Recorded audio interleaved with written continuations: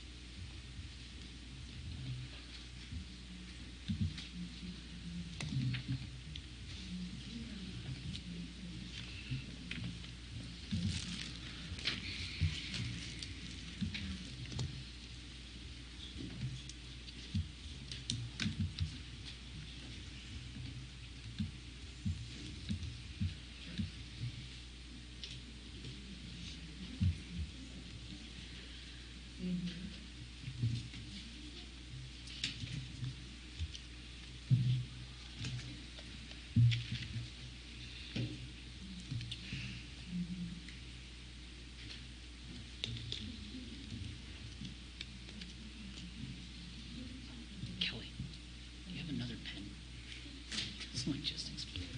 Oh, jeez. Figures. Uh-huh.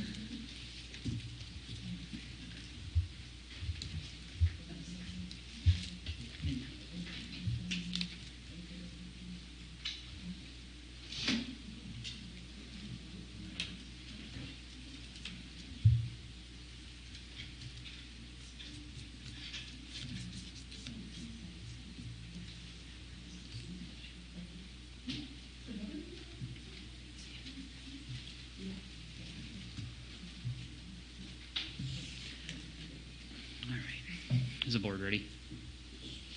Okay. All right, good evening, everybody. Thanks for joining us on September 14th, monthly school board meeting. I'd like to call this meeting to order at 6:31. Marion, if you could, please do a roll call. Trevor Johan. Here. Ryan Kubley. Here. Barb Peterson. Here. Jill Ramey. Here. Kevin Spiegel. Here. Mike Treader. Here. Marion Vinny. Here. 7 present. All right. Thank you. Agenda approval. Make a motion to approve the agenda. First by Jill. A second? I'll second. A second by Ryan. All in favor, say yes. Yes. Yes. Any noes? 7-0, passes. First up on the docket tonight, we have visitor comments. We've got a few of them here that have been submitted. A couple reminders that if you are submitting a request online, to please include your name and address, otherwise they cannot be read. So I will have to skip over a few of these tonight. I will, again, some of these are long. If I hit a 3-minute mark per the board policy, I'll stop there and continue on to the next one. I do have a couple requests not to mention names, so I will skip over those too. The first one we have this evening is from William Monroe in Belleville. Please don't pivot. As a school board, I urge you to consider the multitude of failures in other school districts around the region, state, and nation that choose to reopen prematurely. Any rational analysis makes it quite plain that if we choose to reopen, it will only be a short time before we're forced to pivot back to 100% virtual. After we've exposed multiple students and teachers to the virus, not to mention others in the community when these students and teachers return home or out in the village. Many of those exposed will be okay. Some may end up with lifelong complications, and some it may be fatal. Again, we know that this can happen, for it has happened around the country. Do not delude yourselves into thinking it's all an exaggeration. As a board member, ask yourselves how much risk you are willing to accept to vote in favor of returning to in-person schooling. And if the worst happens, and if someone is fatally infected, be prepared to accept the roles in that person's death. It may not happen, but still, it may. I do not accept the position that a return to in-person schooling is worth the risk of preventable fatality. Please, for the good of the community, continue with our current 100% virtual programming for grades 3 through 12 and only phase back into in-person schooling according to the Public Health Madison and Dane County recommendations. No matter how badly we want to return to normal, it isn't normal, and we can't wish it away. Choosing to ignore the possible results of a premature return to in-person schooling would be a dereliction of duty. Next submission we have this evening is from Ken Miyamoto from Belleville.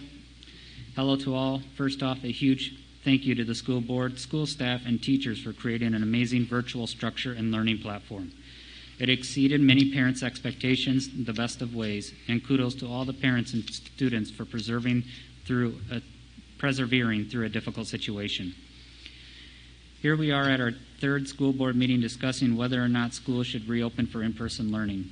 COVID-19 numbers have increased in Dane County and Greene counties. Many colleges have shut down and gone all virtual to start. Many high schools and middle schools, including rural towns of Albany and Broadhead, have closed after near immediate COVID-19 cases. And yet here again, we're having the same discussion. So let's change the narrative. Personal politics on both sides of the issue have been evident in school board decisions and within the community. Let's take the political belief lenses off. Let's put aside our differences and focus on the one thing we should, common sense, sprinkled with a little science. Forget the beliefs of what the health risk may or may not be and to what degree. Forget the science metrics and percentages both sides pull out of context to back up their opinions. There are so many unknowns and generalities. We're on our third meeting about this subject, coming off of an excellent week of virtual learning for many. So far, we've had to pivot from one plan to an immediate all-virtual plan due to the emergency health order. Then we had a solid first week and with everything on a safe platform. Now we're facing a possible pivot, again after the first week of school.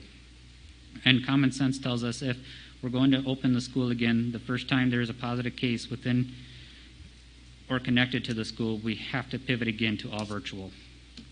A couple weeks passed, and we pivot back. Then another case occurs, and here we go on a crazy roller coaster ride and ride again. Meanwhile, schools in Madison, Middleton, and many throughout the country are on a consistent all-virtual program with their children settled in some form of normalcy. It's really about consistency that we all want for our students, and there will be no consistency for our teachers and students if we continue on like this. And if the school can't just say forget it and stay open after a positive case. Beyond some health issues, there's too much liability. It's just common sense. Closing and constant pivoting will happen. It's a promise and fact, and after the effects on the kids and the staff would be a clear concern.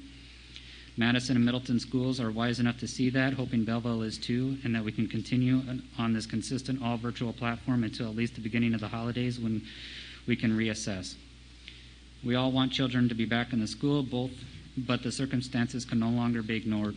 Hoping Belleville can decide what to do is necessary to accept and adapt to those circumstances and thrive while facing them. You know the Wildcat way. Next up, we have Mike Vesperman from Belleville.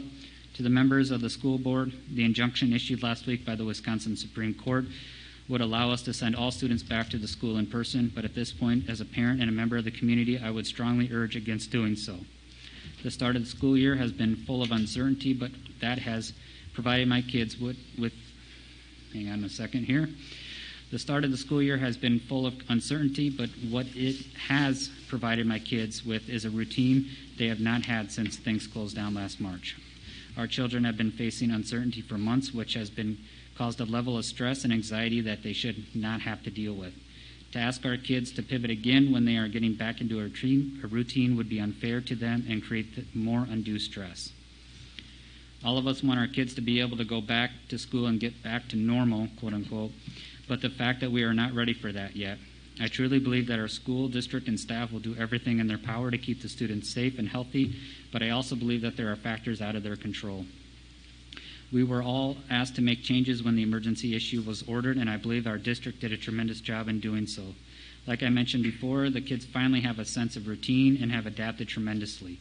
Please let's not ask them to change again until we're certain it's the right thing to do, not just because it's something we could do. Thank you. Next up, we have Lisa Bernier from Belleville.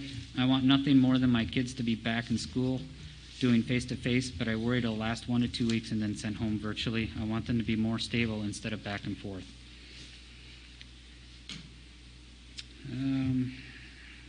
I've got a couple here. This is kind of what I was mentioning with addresses and names, so I'll have to skip over those.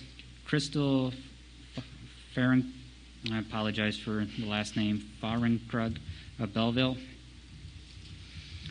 Good evening, school board members. It has come to my attention that tonight you will be discussing the impact of the state Supreme Court's decision to place a 30-day stay on requiring grades 3 through 12 to be virtual for the time being. When discussing this matter, please take into account that the court's ruling is only for 30 days and could be overturned after that. Rushing to start school back up could really impact the students' learning environment if we are having the students bounce back and forth between a virtual and in-person environment for every few weeks. It does not allow for consistency for the teachers or the students, and I implore you to hold off having the kids go back into person until some sort of final ruling on the matter has been put in place to ensure a little more consistency with the education models. I would also ask that you take into consideration after the first week of school, not only me but several other parents in the community have been extremely pleased with the new format of the education provided to our children. Although virtual learning isn't 100%, and there is some trials and errors occurring, the overall format of it has been very well put together. I've talked to several families who initially said that they would start their kids off in person, but after seeing the new format have indicated they would now prefer to keep their children virtual. I would urge either the school district to put out another survey to all families in the Belleville schools to get their feedback on whether their minds have changed about virtual schooling and to see who would want to keep their children in the virtual environment prior to forcing the kids back into the classroom. The big picture is to get the kids back into the classroom, but we shouldn't be rushing it. We should do it in a fashion that we can ensure the kids, teacher, and staff safety.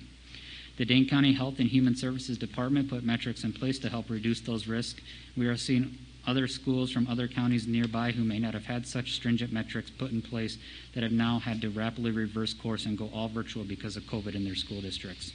Albany, Broadhead, and Janesville school districts are just a few who have had to do this. Although the county's metrics aren't a guarantee that the school district wouldn't have to shut down at some point, they would significantly reduce the chances of the last-minute need to change course. And as we have seen in both the state of Wisconsin and Dane County in general, the number of positive COVID cases have been on the rise for the last few weeks, with the majority of these new cases being in people between the ages 10 and 29, all the more reason why we should adhere to the Dane County guidelines and stay virtual for now. Thank you for the consideration in the matter. That's all I have for comments that can be read in the open public forum. Trevor, can I bring your attention? I think you may have skipped over one. Did I? It's between Lisa Bernier and the concerned Belleville parent. I don't have an address in there. Okay. All right. Thank you.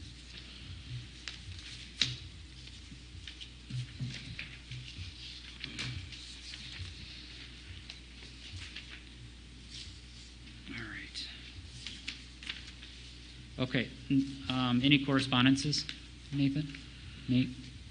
I do. I have one to myself and the school board members. This is from Sharon Moss, who retired last spring as a library aide here in the middle and high school. She says, thank you so much for the lovely necklace you gave me in honor of my retirement. I appreciate your thoughtfulness. It was my pleasure to have worked for the district for 34 plus years. Sincerely, Sharon. That's an achievement in itself. Thank you. All right, next we have approval of the consent agenda. Is there any discussion, or do I have a motion? I'll make a motion to approve the consent agenda. All right, I have a first by Ryan. Is there a second? I'll second. A second by Barb. All right, all in favor, say yes. Yes. Yes. Any noes? All right, passes 7-0.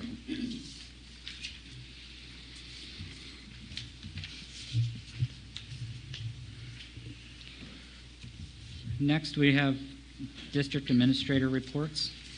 I have a few donations that I would like to shine a spotlight on. The first, we had talked about a kids club donation several weeks ago. If you enter the elementary school from the back of the building, there are now 2 trees planted just to the left of that entrance.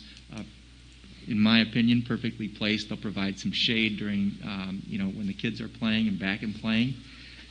So we did want to recognize Kids Club, but it was brought to my attention that also Schmidt Landscaping was instrumental in that donation as well. And then you'll see it just on the playground at the elementary school near the basketball hoops, is a buddy bench as well. Again, I think that Kelsey had mentioned that the purpose of the bench is if someone's sitting there, they don't have someone else to play with, and so you can come over and find your buddy and encourage them to play. So once we are back and have that happening, I think both the trees and the buddy bench will be a big addition to the elementary school. So thank you to Schmidt Landscaping and to Kids Club for that donation. In the spirit of giving, outside the holiday period, we do have several other donations. We have 2 donations to the Backpack Club this fall. One from Julie and Chad Cook for $500, and another from Mark and Joan Moots for $250, both the Backpack Club. And then I also wanted to recognize Federal Industries. They had reached out to me several weeks ago at the end of July, and they had said, they had asked, is there a need for school supplies at this time? And I said, well, not knowing again what the beginning of the school year may look like, there's not quite the need that we typically have. So they asked, is there anything else that they could help with? So we did receive a $1,000 donation from Federal Industries. In the past, when we received those, sometimes we've applied those to lunch accounts that were negative so that we could help those families get back on track. That may be something that we look at again for this donation. But we want to thank Federal. I did ask those that reached out to me from Federal if they might be able to be here tonight. They said that they couldn't, but might be watching, and so we want to say thank you to them. And then we do have one more big donation later on our docket tonight. So it's also, again, being the first board meeting now that school is back in session, that we do have student representatives. For the first time in 7 years, it'll be Mrs. Schmitz and 2 new student representatives. So along with them, the building principals will be giving just a verbal update on how the start of the year in that first week of school has gone. Hello, everybody. I would like to introduce our 2 senior board reps this year. We have Jack Nolden and Jenna Banfield. I met with them last week to talk about kind of expectations to be a board rep. So they just have some feedback for you based on the first week of school. So I will turn it over to them. Hi, I'm Jack. So the first thing we talked about was just like how it's all going, how the whole school thing's going, and everybody's impressed with the teachers, like with our circumstances, how everything's going. Like the teachers are doing well, everything's organized, it's very structured. It's a lot better than basically every student expected. And then I was going to talk about extracurriculars. Jack, can you do me a favor and speak into the mic a little bit more? Sorry, is that better? Yeah, thank you. Did you guys hear what I said before? Yeah. All right, Yeah. sorry about that. And then I was going to talk about extracurriculars. And one of the things is on Wednesday, I'm pretty sure, we're sending out a form people are going to be able to do extracurriculars now online. Like some of them we can't do, like sports obviously you can't do online, but like things such as student council, math team, science olympiad, many extracurricular activities we're working on, basically trying to get those going and up and running. Nice. Thanks. Hi, I'm Jenna. So I'm going to talk about the academic side of how things have been going. So just to start, like Jack said, beyond what we expected. I mean, going back, it's been way better than it was in the spring, just communication-wise and being able to actually be talking to teachers and classmates and everything like that. With that being said, the breakout rooms have been really helpful. It kind of creates an environment where you would be sitting at a table group with your classmates and you can still discuss with them like you would be if you were in school. There have been some technical problems with them, so I know going to Zoom is kind of going to help out with that, but overall the breakout rooms have been really helpful. Another thing is Chromebooks. I know the 8th grade class and the senior class actually have the older Chromebooks. So one thing I've heard from other students, especially in those two classes, is they're having some troubles with just them being slow, being able to be on Zoom and doing assignments at the same time.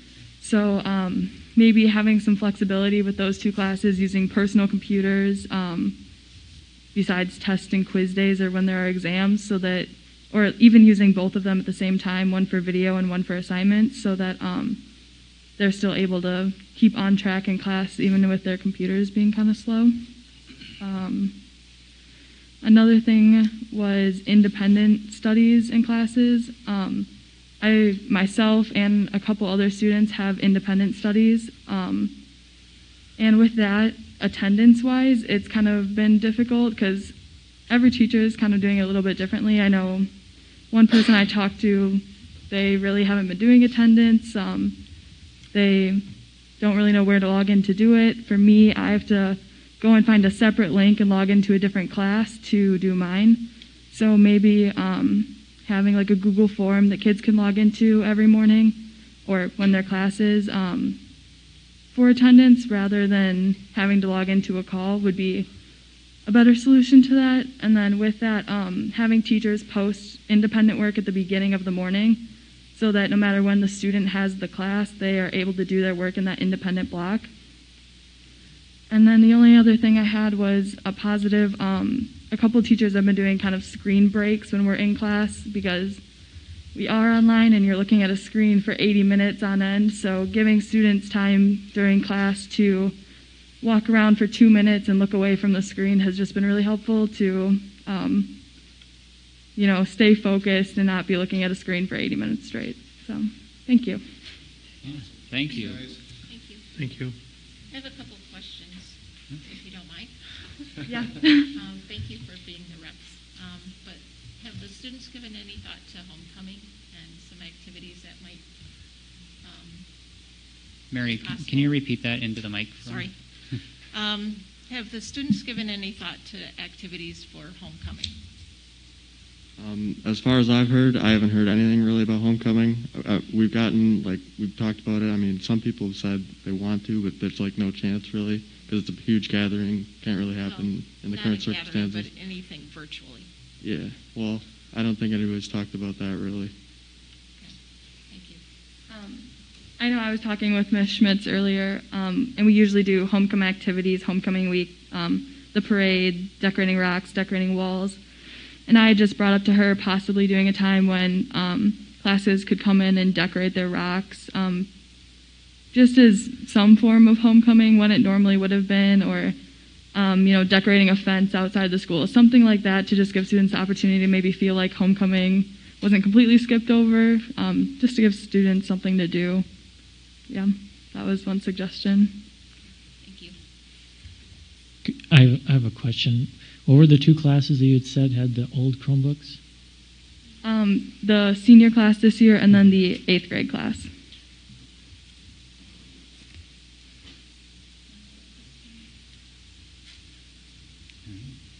Thank you. Well, thank you guys for coming in this evening. Thank you. Appreciate it.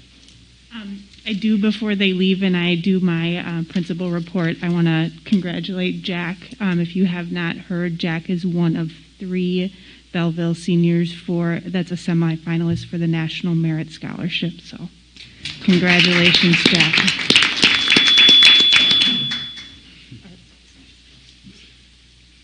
So I'll do my just kind of an update from the principal perspective of the first week. Jack and Jenna kind of hit on some of the highlights.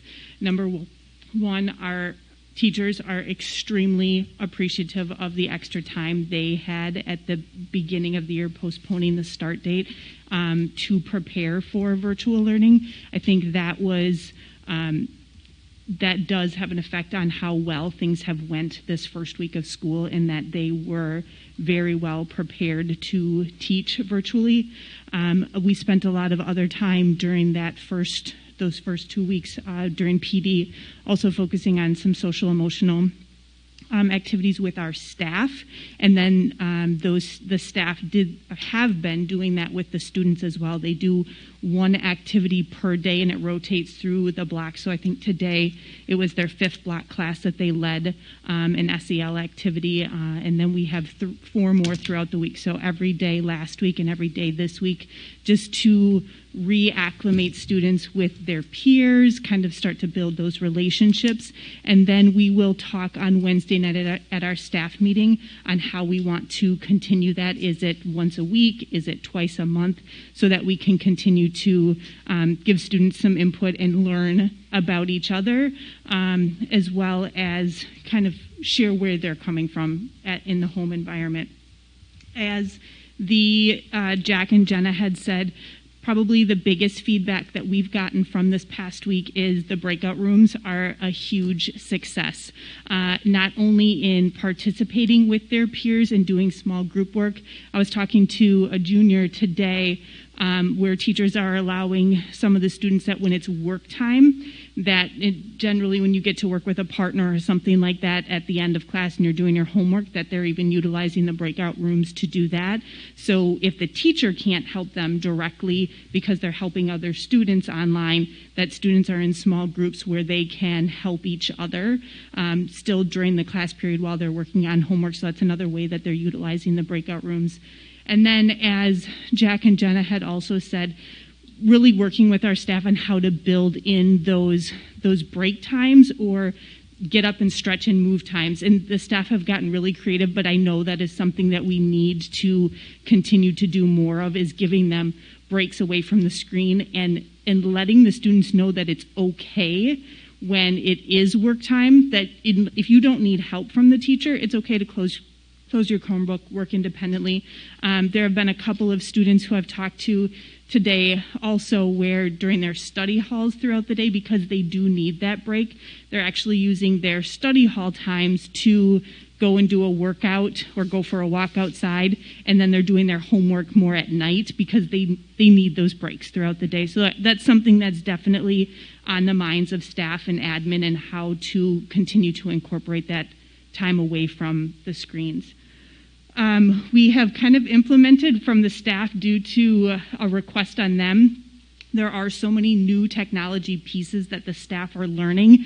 They want kind of tips and tricks at the beginning of every meeting. And so they've been doing almost show and tell with each other of, hey, I've learned this, I've learned that. Sometimes it does get a little bit overwhelming for others, but we know we can just take a step back, and we know who the master is of that program, and when we're ready, we can go to that person. So we've instilled that at the beginning of our staff meetings, just to pick up some of the things that are working well with our students. I think that's, essentially the feedback from parents has been extremely supportive. Just as Jack and Jenna said, beyond their expectations, it's definitely different than the spring. There are some glitches that we're working through in terms of technology. We've been switching out, Dave and Chris have been switching out lots of devices, working with families to get the best internet service that we can, and some staff started to roll out Zoom today. And we'll continue to roll that out throughout the week. We're technically not doing training with our staff until Wednesday, but some staff are very familiar with it already, so they are starting to utilize that with their students. And so far today, I know the 2 staff members that started with it have gotten some positive feedback from the students. Yeah, I was going to ask that. Have we started kind of switching over to Zoom and moving away from Google then?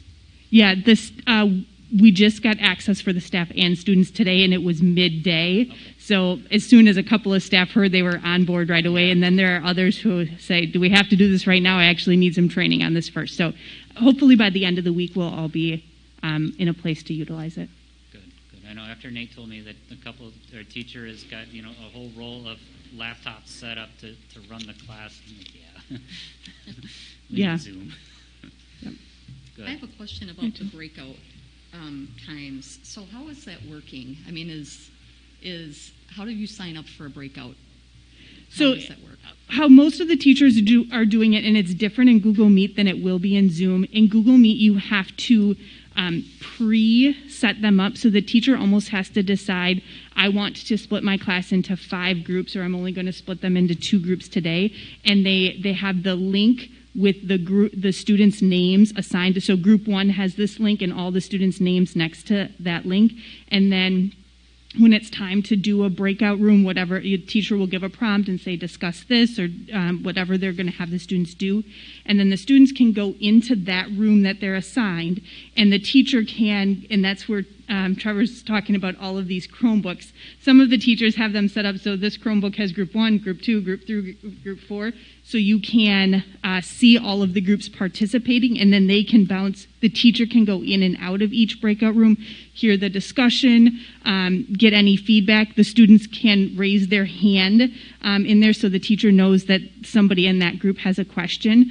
How Zoom works differently is you can do it on the spot. So for one part of your lesson, you may need the students broke up into only 2 groups, and you can do that instantly and say, I have 18 kids, randomly break it up, or the teacher can pick which students they want in each room instantaneously, and then 20 minutes later into the lesson, the teacher may decide, now I need 4 groups, and you can do that on the fly in Zoom. So they're doing it for participation or group discussion. Some are doing it for homework. In terms of setting something up with a teacher, the other thing that some teachers are doing, if it's work time at the end of class, the teacher will say, I'm here in our Google Meet, and I will be here the entire rest of the 20 minutes. If you need me, you can just pop onto this Google Meet and I can help you with whatever homework you need. If you don't, that's when they're closing down the screen. You work independently at home. So it's maybe like office hours. The teacher's still there because it's still class time to help the students. So breakout rooms have kind of been used in that way as well. That sounds great. The students are loving it. Yeah. I think it's part of that, also that piece where they get to kind of socialize too, that we missed out on the spring. But they're doing their, just like in class, they're doing their work, but they're socializing, collaborating, all of those good things. So I don't know who came up with that, but kudos, because that's really great. Well, it was a workaround. It was lots of trial and error. During the last couple PD days, there were staff members in some rooms logging in with other ones, and then they're just trial and error.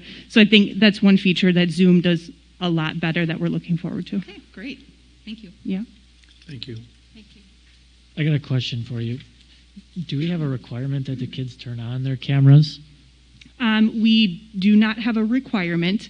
We highly suggest it, and as long as kind of Mr. Loshaw and I have it established that as long as teachers are hearing them participate and engaged in the class without their camera off, they're turning in their homework assignments, then that's okay. We know that they're there. If there are times where they aren't hearing from a student for a period of time or having students turn in work, then we would want to have some communication with that. Yeah, because I can see from like the teacher's perspective, I want to be able to make sure that people are engaged and get cues that way. But from the student perspective, there might be 3 kids using internet and Yes. kind of And that's one bogging things thing down. that we have learned too is a tip is that when the camera is off, it is using less bandwidth. So if the teacher is doing the mini lesson, we've suggested that students turn their cameras off until it is a participation time so that we're not getting booted out. Hopefully that's fixed with Zoom. And one other thing that we have learned about with Zoom that Google Meet doesn't have is you can set a background in Zoom so that it might not be your home, and you can put a blank white background or black background. So hopefully we can utilize that, and that might make some of our students feel more comfortable to let their face be seen. I'm glad to hear the positive, especially from the students, and that everybody's working together to work through the technical struggles. We knew that there were going to be some, and I commend you all, both high school and elementary, for everything that the staff and the administration is doing. Thank you.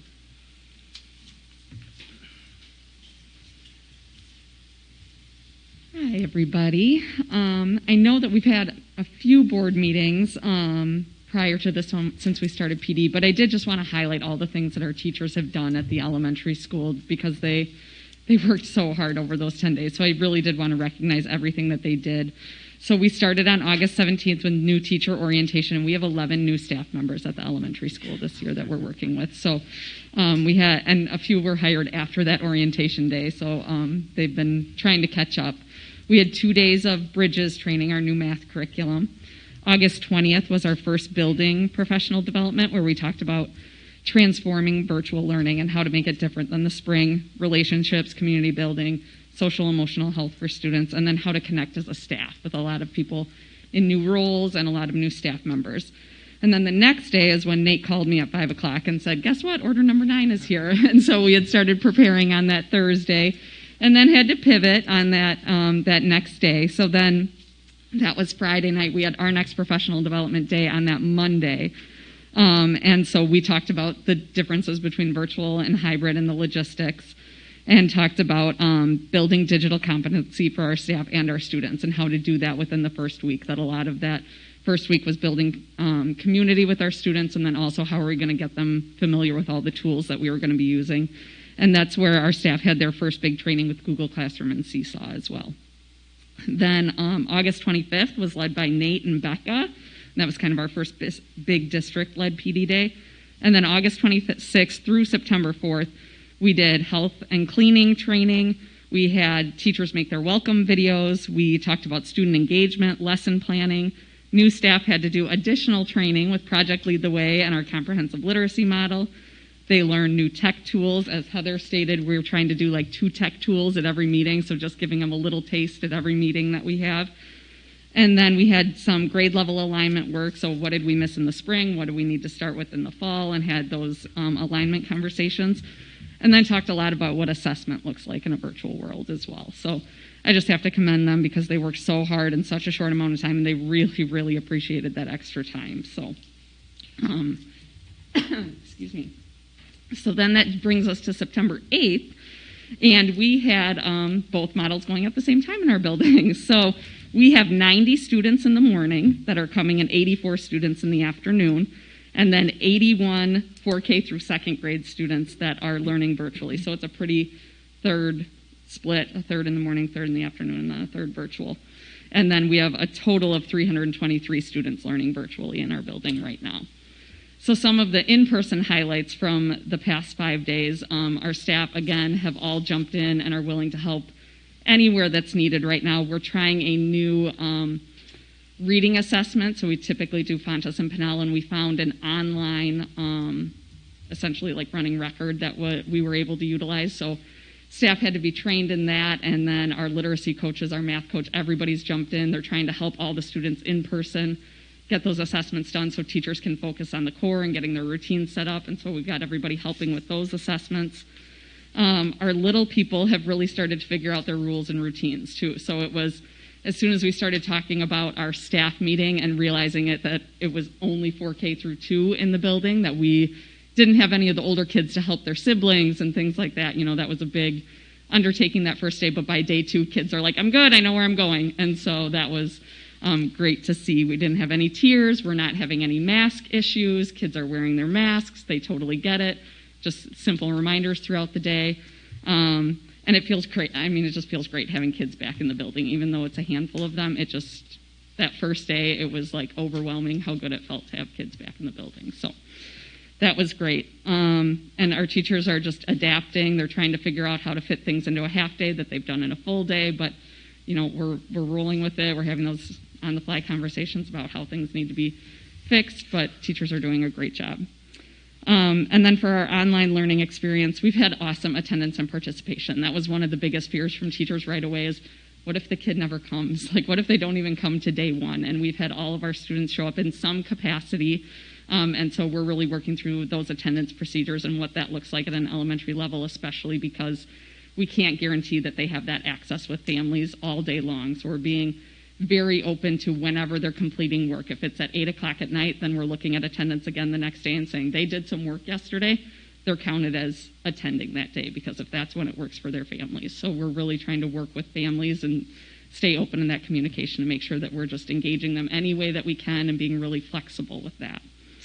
But students are really excited and dedicated to their learning. I was sitting in one of the 4th grade classes, and this girl unmuted herself and she goes, I really need to understand this. Can you go back and tell me how to do that one more time? And she's taking notes, and all the students are just really figuring out their new platforms. And I'm so proud of the students for what they've done, because they're really just tackling it and taking it all on. So, and some of them are really excelling. We've heard from some parents too that are saying, this works for my kid. You know, that school sometimes didn't always agree with them, but this format is really showing them that they can excel in this environment as well. So that's been really interesting to see.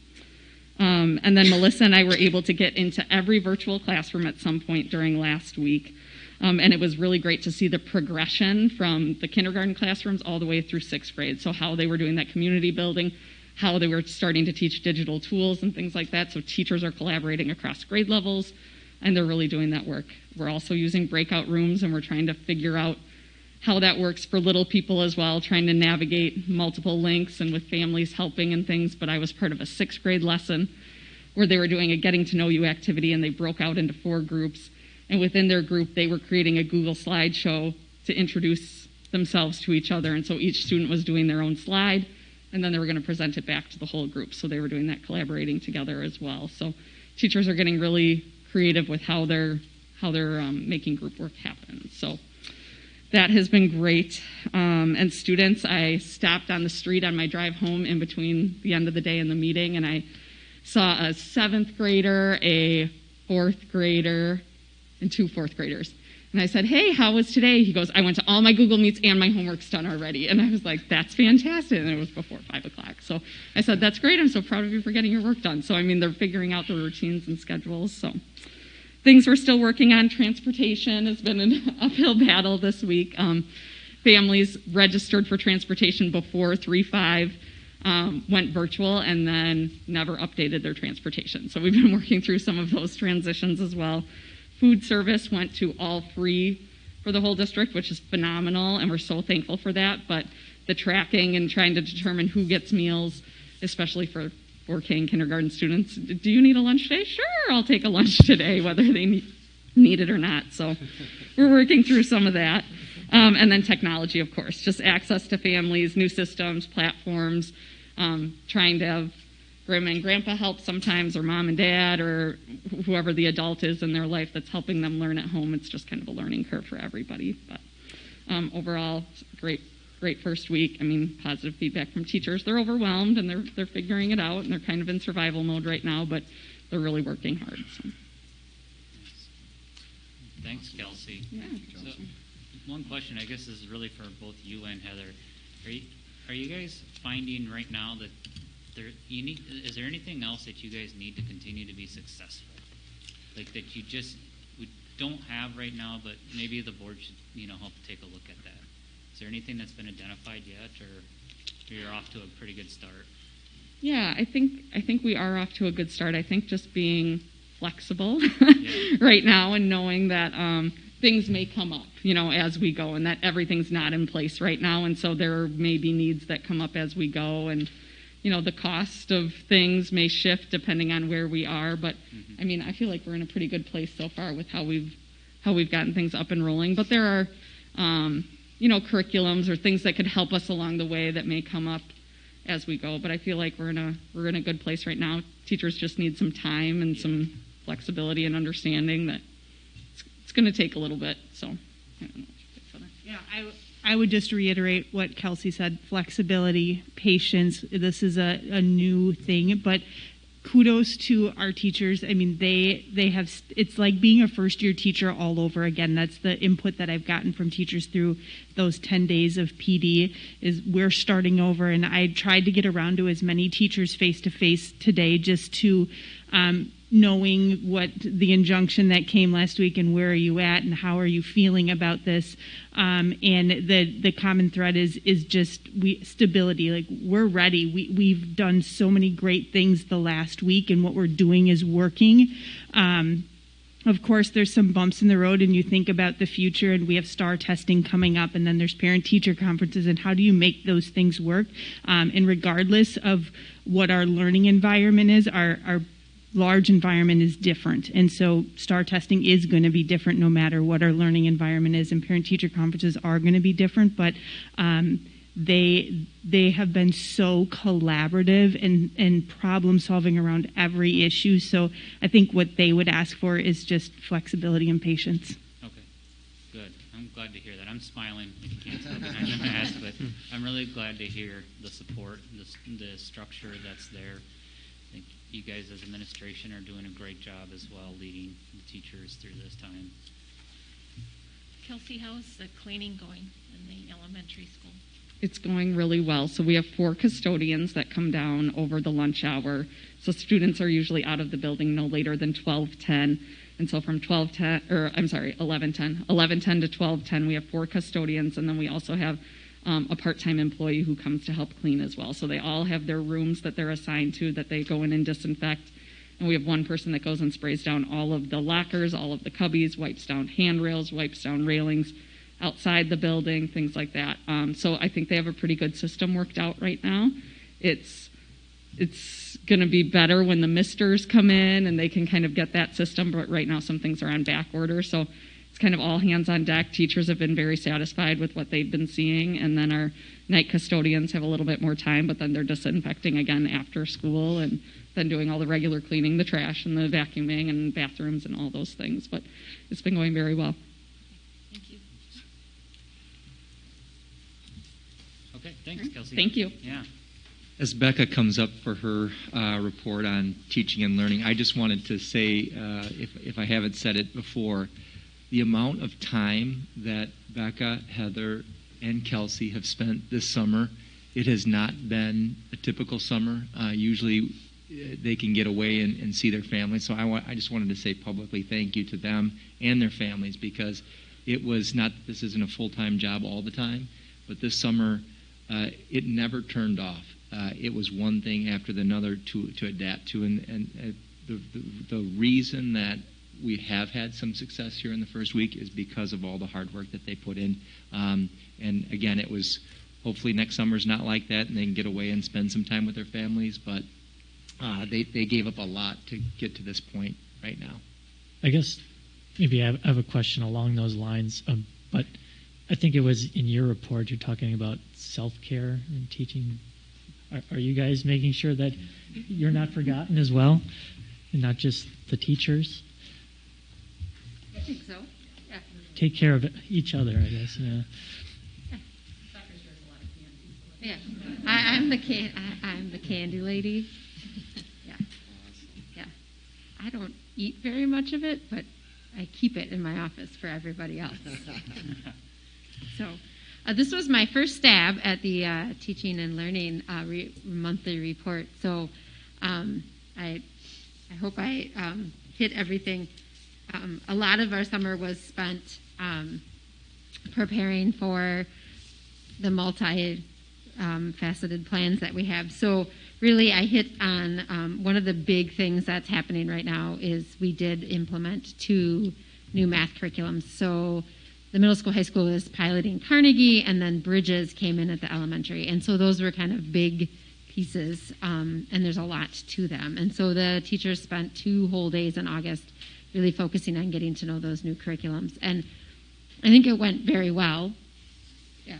So far it has been going well. We have had some bumps in the road. We've had to order more books because we have more students at the elementary, and then we had more students at the middle school, high school too. So it's a good thing. We've had to order a lot of curriculum books just because we had to send, typically when we're in session in person, we share books in the classroom. Well, we can't share books right now, so we did have to order quite a few books just to get them in the hands of the students to go home, so they all have their own personal texts. But we navigated through that. Amazon has become Sherry and I's friend, right, Sherry?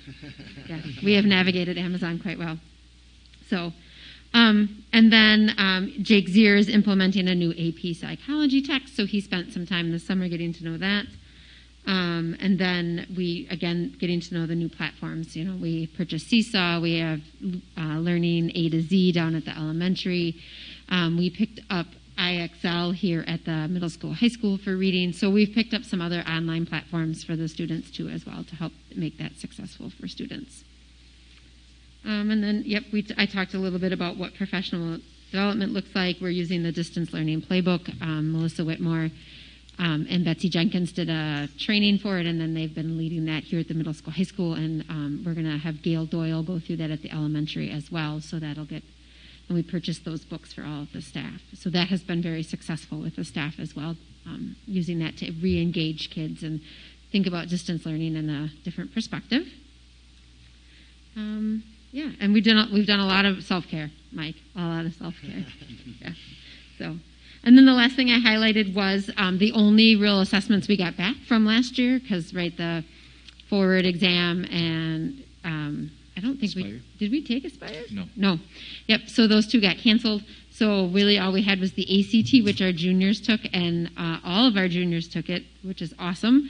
Lots of schools have troubles getting all their juniors to take it because they don't show up on the day. And so we got a 22.5, which it's a growth from last year, so that's exciting. And then I shared, Mel had shared the AP results, so I put those in there as well. So AP was not as well as we've done in the past, but considering that where we were at, taking them online and missing a good chunk of the school year, I think our students did really well. So. Thank you, Becca. Hey, Becca, I have a question. Yes. With the implementation of the Carnegie math curriculum, you noted that each teacher is committed to using it to teach at least one of their classes during the upcoming school year. Mm-hmm. Can you explain what that means? So it's a pilot, so we haven't completely adopted Carnegie. So some of the teachers are using it, they're using the old curriculum for like one class, and then they're using Carnegie for a different class to see how it compares. Am I correct on that, Heather? Okay. That transition happened at the end of last year, so I'm not totally up to date and speed on that one, but that's what they're doing. So Heather can help me out on this one. I can add in too, Kevin, that typically what would have happened at the end of the school year had we had that time is right in the middle of March when things were shut down.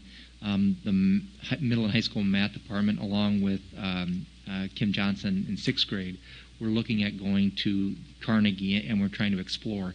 But right as we were looking to find more information and doing site visits, that just couldn't happen anymore. So instead of making a quick decision, because this is a big budget item, the decision was made to pilot it for this year to make sure that we're making the right decision. And then if we feel good about that, then it would continue on into the future. And I don't know if you want to add anything else, Heather. Yeah, and so then what we did, because it is a pilot, we wanted all of our math teachers to at least explore what it is like to teach this curriculum, because it is very, it's more collaborative, hands-on than maybe direct instruction in what we're used to. And so, for instance, somebody like Tim Serum, who teaches pre-algebra, algebra 2, we picked one of that curricular area, so he is just doing Carnegie with his algebra students. So we do have somebody doing Carnegie. We have the 6th grade doing Carnegie, and then we have pre-algebra, algebra, geometry, all doing Carnegie. So we have somebody in 4 different levels doing Carnegie but every teacher is doing at least a class in Carnegie. So how are we going to assess it then? Are we going to look at test scores eventually? What are we going to use to determine, yes, this is the program we want to move forward with, or this isn't what we thought it was going to be? That's a good question, and again, Heather can add in too, but we had explored other curriculums last year, and so this was one that we thought we wanted to go to, but again, it's a big ticket item, so that we didn't want to make sure that we didn't want to buy it and go all in until we had a chance to work with it. So this year does give us the chance. And throughout the year, there's times for those math teachers to come together and say, is this working for us, and is it something that we want to move forward with in the future? And at the end of the year, if they feel comfortable with it, having piloted it for this year, we'll move forward from 2021 on. So we're able to pilot the program without paying for it, per se? We still have to pay for some of it, yes, but it will actually reduce the cost. If we move forward, it'll actually reduce the cost from here on out. Okay. We still are having trainings in Carnegie. We had a big training before school started, and then we have trainings throughout the school year also with Carnegie. Okay. Are there any benchmarks set, though, of a goal that you're trying to establish? Our goal is still our school goal of every student makes 1 year academic growth in both math and reading. So we're hoping to STAR test next week actually at the middle and high school and use that as a beginning of the year benchmark and then look at that growth. We do have still our data from last year. We didn't do a spring STAR test, but we do have some growth there in how many of our students have made a year's academic growth using our old curriculum versus how many students will make a year's academic growth in Carnegie. I guess one more question comes to mind. We probably already talked about this quite a few months ago when we were talking about the curriculums, but what advantages does Carnegie bring over in that model over the model that we're using right now? I can start, Heather. I do know that in speaking with the math teachers at the middle and high school, and again, 6th grade as well, last year, that there was another curriculum that was very heavy on discussion and student-based. And what we thought Carnegie was a combination of some teacher-led lessons, but then you still have that again, student interaction that we probably don't have as much of in our current curriculum. So it was what we thought at the time the best of both. There's going to be more small group student work, but it does allow for the teacher to provide some direct instruction. The other model that we were looking for is almost like a Socratic method. So if Kevin's asking me a question and he says, well, how do I solve this? And I would say, well, Kevin, how do you think you would solve it? Sometimes that drives some students a little bonkers because they want something more back from their teacher, and I think Carnegie provides more of that, but still allows students to discover and talk amongst themselves. And the only other piece I would add to that is with the elementary adopting the Bridges math program, Carnegie is a great transition in the style of teaching and learning from what elementary is doing to then what middle and high school are doing, so we're not having two completely teaching and learning styles. Appreciate it. Thank you. I'm not trying to discount, I'm just trying to better understand. Mm-hmm. Thank you.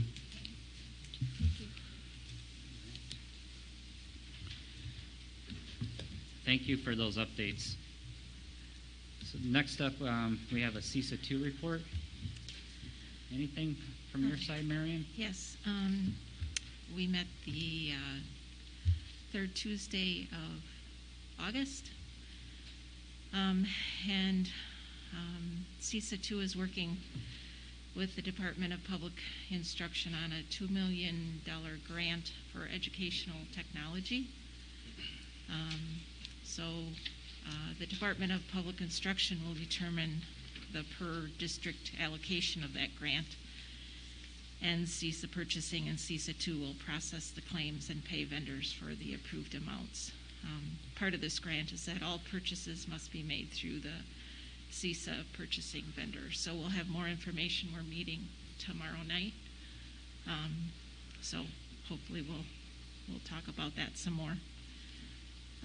CISA 2 is also working with the Department of Public Instruction and internet service providers to offer discounted pricing on home install internet for district selected families. So we'll learn more about that tomorrow night as well.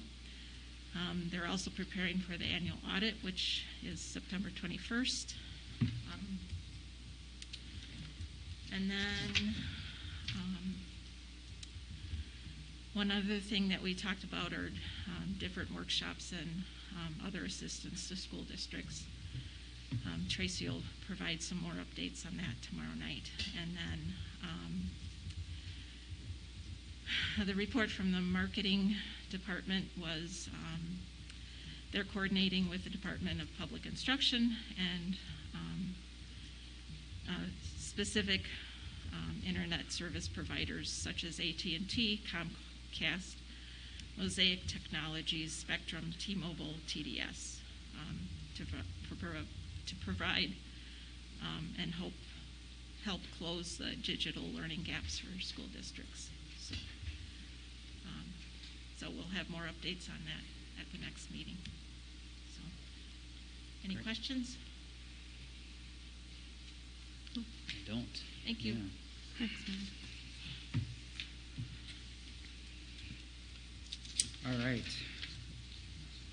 That is all we have this evening for reports.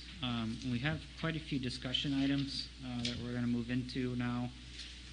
First up, discussion is the ongoing just 2020-2021 budget draft, just getting an update from Nate and Sherry on how that's evolving. So we do have our annual meeting next month in the October. It'll precede the October board meeting. Typically at this point we would look and bring you another update on anything that has changed in the last month. You can see that we are still projecting a mill rate at a steady $10.46. Again, this would be the second lowest rate in the last 7 years. It would still bring the levy down by about 0.5% or so. It would bring in some funds to do some future debt retirement. When we had met with Baird and Lisa Voisin, she had suggested taking off the highest debt that we have for this out. That was her suggestion, so that we can start again reducing that debt that we have and using any additional funds for that. You can also see in my my notes to the board that with the sale of the elementary school, we have another action item on the elementary school small roof, but with the money from that sale, we are suggesting that we pay for the roof at the elementary school, and with the additional funds that would balance our budget for 2020-21, which is good news. I think the only other update I would provide at this point, unless you have questions, is you had been very generous with an additional kindergarten teacher based on not only our large numbers, but the number of students that we've had open enroll in. Those students have stayed so far in what we are doing, which I think again speaks to some of the things that we're doing so far in our online virtual learning. And so that'll be key as we come up on Third Friday Count soon, that those funds would remain with the district if those students stay in the district. So as I check in with Sherry, maybe not daily, but probably on a weekly basis, that's a lot of what we are hoping for and anticipating in the budget, looking as positive as it does right now compared to maybe the last couple of years. Yeah. It's a big difference of what we were talking about in the spring, even. Mm-hmm. What's the proposal to, we're always talking about, seats in the desks, mm-hmm. kind of a conversation. If the kids are all virtual, how are we going to be making sure that they're counted? Yeah, so Kelsey kind of mentioned that today. We do have flexibility in attendance this year with online learning. So, for example, we are seeing at the middle and high school, if a student it's a live session and they are there, of course they're in attendance. Sometimes when we have asynchronous learning, so there may be a lesson and the student can do that at any point in time, Then the attendance falls on, did they meet with the teacher, let's say in a small group? Did they complete and turn in some work? Did they do something online that we can register on that? And that's where Kelsey had mentioned that earlier today. So there's more than just physically seeing a student there. Are they doing that work perhaps at a different point in time? Mm-hmm. But that would count for our attendance. We still are taking, unlike the spring, we are taking attendance on a daily basis this year. Part of Third Friday count is you have to have that student in attendance at least before that Third Friday count, and then at least a day after that Third Friday count. So there's some time that the state wants to see on both ends of that date. What if they're having technology issues? Hopefully then they're reaching out, whether it's email or a phone call, so that we do know about that. We have had some students that'll say, I couldn't get on, but then I got on later. But then again, if that communication is really positive and strong, then we can go back and say, yep, looks like you turned in your whatever work that may be, your ELA work or your English work later on in the day. Thank you. Out of the open enrollments, how many of those are here, the younger? I think a lot of them were younger ones, right? The 4K. Yeah, and I don't have those numbers right with me. I do know that a lot of them, and Kelsey's probably looking right now, a lot of those came into grades where we already had high, the classes were already larger. I think fourth grade and kindergarten, of course, come to mind. We did lose some right after the order, but very few, and the rest now have stayed. So the class sizes are still looking really good.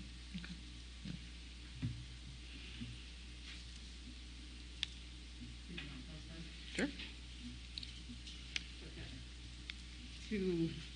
Two forms. Those that were before, like the open enrollment deadline, we've got kindergarten, pre-K. Trying to think of those that are not like recurring. Sixth grader, ninth grader, second grader, pre-K, pre-K, pre-K, first grader. That one's a recurring. A new fifth grader. Yep. So, and then our alternative. Let's just see here. 4K kindergarten, 4K first grade kindergarten, second grade, sixth grade, a couple of fourth grade. Yeah, so they're more at the primary level. Kindergarten through fourth grade, I would say, are the majority. And up through second grade, do you know, would you say most of those are choosing the hybrid, or are they doing virtual? It is actually, if you give me a couple minutes, I could tell you exactly, but just from my initial glance here, it is kind of a mixture of both, actually, that we do have some that are virtual and some that are in person. Okay. Be interesting to just get some feedback at some point what the draw was, because we kind of thought it was just for future marketing. And Thank you.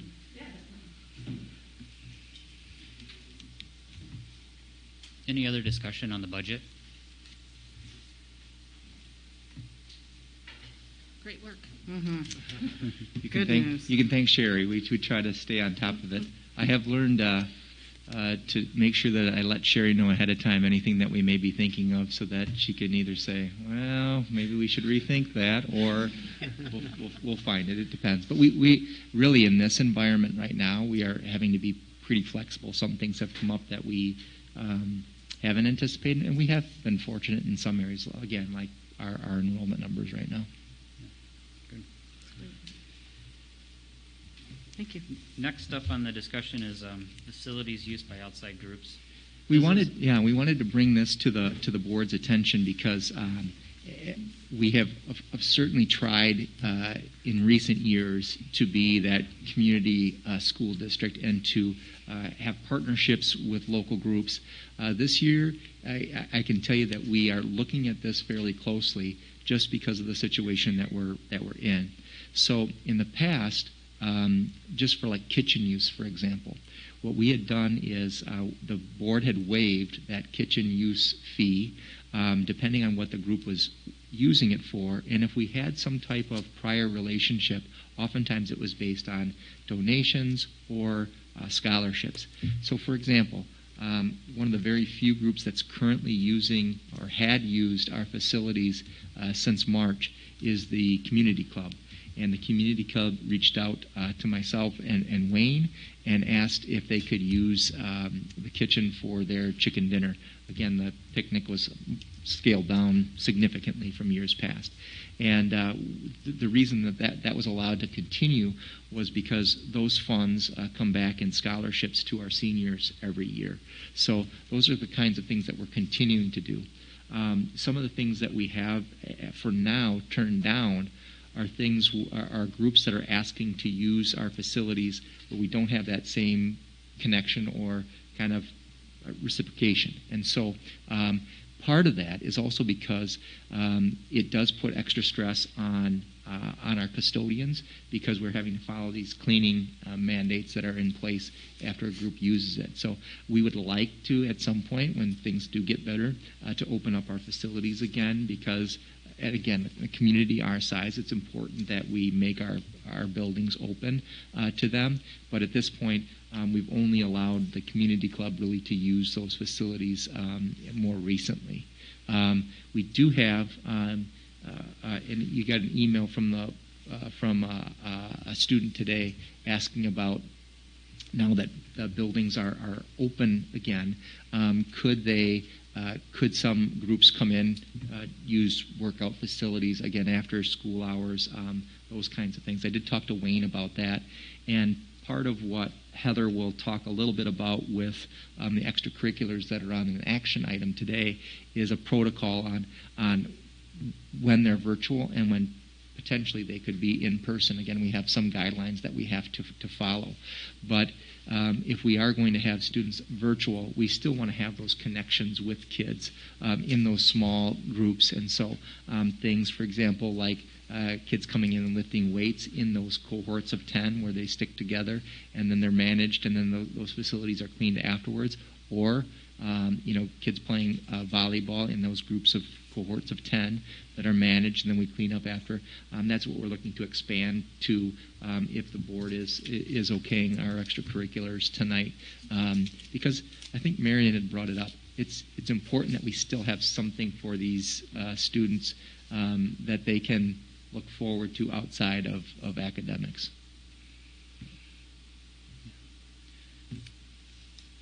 Thank you. So it would be a matter of, we would open up to outside use once any sort of cleaning mandates have gone away. And mass gathering, yeah, and mass pretty gathering. much what we've been telling those groups, Boy Scouts, Girl Scouts, whatever, we've been bands, turning for away. example.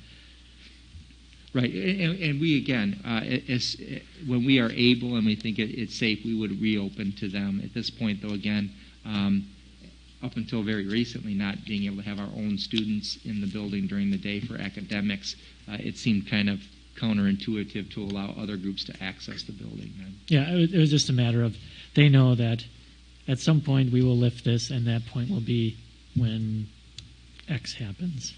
Right, we never want to get away from that, again, that community school district that people, again, we have the facilities? Yes, we do. We have facilities that no one else in the community has. Do we want to open them back up at some point? Yes, we do. But we want to make sure that we're doing that when it makes sense and it's safe.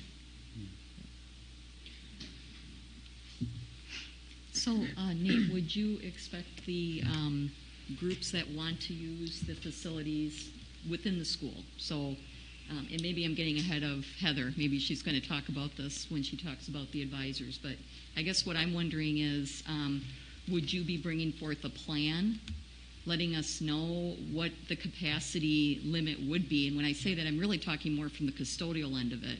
Obviously, we would need them to be on board with the cleaning that needs to be done after each group uses whatever facility, whether it's the gym or it's the fitness center or whatever. And that's a great point, Joe, because what ends up happening then is, again, if the extracurriculars are approved tonight, and again, there's a protocol sheet that's in there as well that Heather will use at the middle and high school. Those then, when they're scheduled, get put on the calendar, and that's what Steve and his custodial crew, maintenance crew look at, so that they know, for example, tonight, there's a board meeting on Monday night, and we'll have to come in and clean up after them, so that they know what's on the schedule on a weekly basis. Okay. And I'm assuming that there would be an emphasis on ensuring that there's equal access as well. You know, obviously we've got a lot of different sports teams that may be interested in our facilities, and while they're wide open right now, you know, if we're only limiting to groups of 10 because we have to, I would think that someone's going to have to keep track of all that. Right, and Wayne does do that. In one of Wayne's former positions, there was quite a bit of work done with Title IX, and so that's always stuck with him. Okay. He obviously not only does he have to, but he's very well aware that if something's offered to one group, it needs to be offered to another. So even, for example, when the baseball field was redone, our Phase 2 this year is on the softball field, so the softball field will get done, because then you're affecting boys baseball and girls softball again in the same time frame. And I guess I'm wondering what would be the priority, meaning if you had different groups in different age groups, you have a youth sport versus a high school athletic team that wanted to utilize the space. Yeah, at this point, it's the high school athletic team that has the priority. Okay, Yep. thank you. Mm-hmm. I think that's just going to be an ongoing kind of reevaluation as to when that might be considered. Is that correct? Right. Yeah. Yeah. As things develop and change, which they do seemingly weekly, we'll reanalyze that. And it's really more of an approach to protect the students that are in the building right now, more so not just saying no, but it's more about just protecting the students. Right. All right. Any more discussion the board has on facility use by outside groups during COVID? I guess, I mean, I understand keeping like Boy Scouts or, you know, outside groups, but I would really like to see some of these volleyball kids and kids indoors just getting a little time, whether it's, I mean, just even 10 of them running around for fun.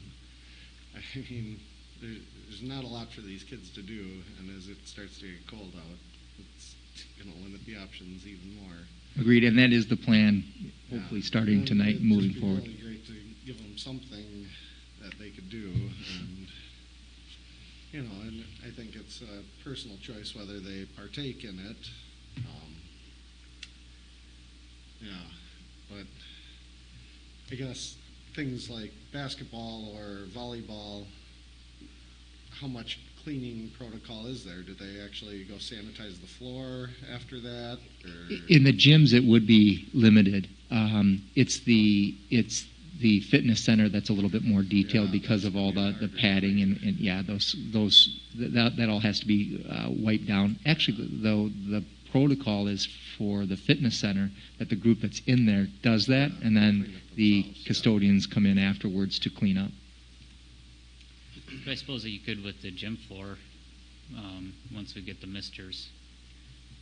Could be taken. And they do have, you know, a Zamboni that does run over the floor as well that they use.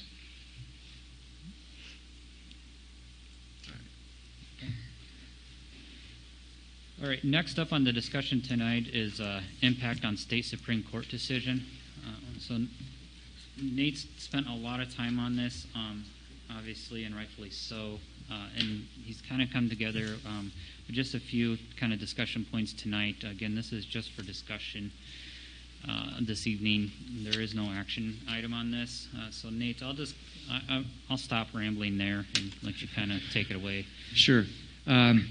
This has been, again, one of those, really since March, where we are sometimes given a decision and then without a lot of lead time and then reacting to that.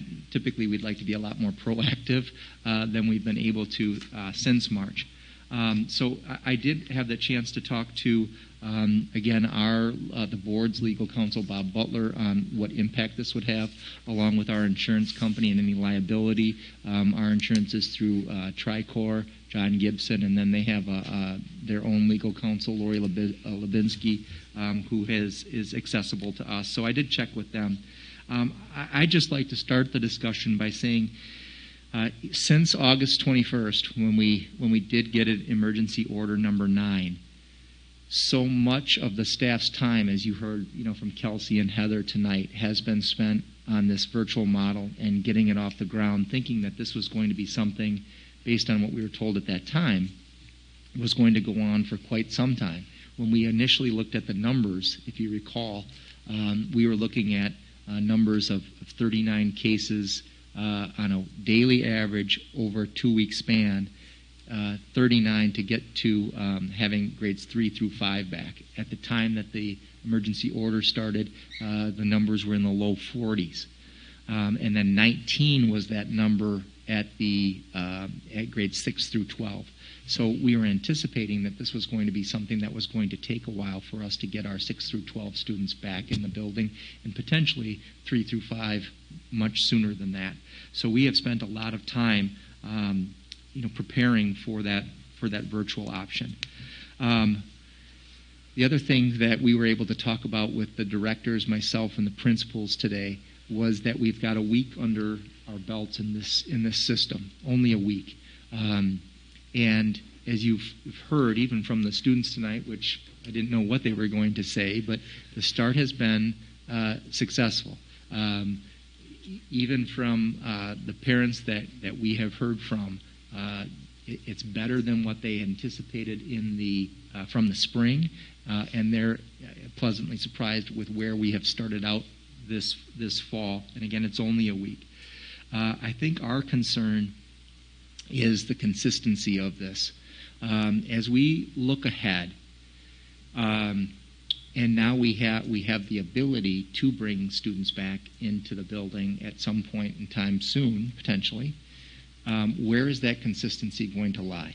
You can see in my notes, and Janan is here in the audience today, just trying to figure out 3 things, and that is, now that parents have seen what virtual looks like, do they still want virtual for their son or daughter or children, or do they want to keep virtual?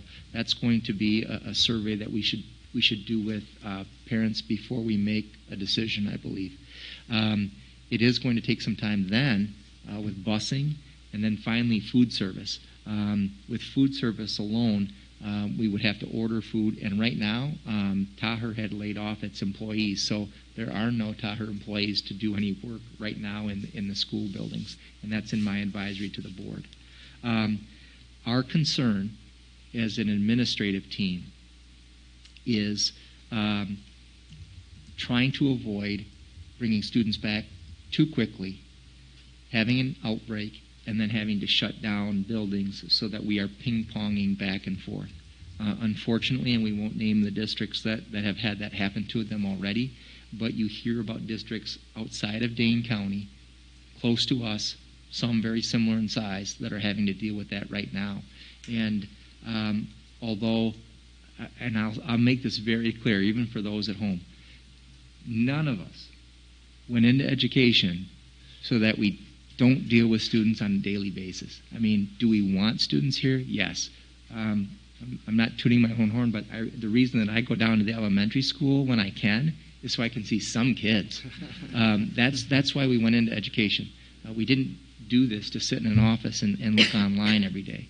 That said, just to be clear, that said, we don't want a situation where we bring students back and then have to close things down, and then again, parents and students are reacting, going back and forth, as you see some local districts, and you'll probably hear some more on the news tonight that have had this happen to them.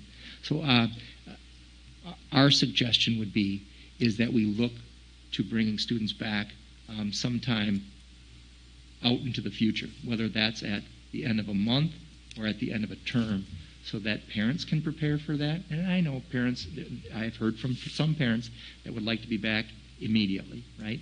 It is putting some pressure on them.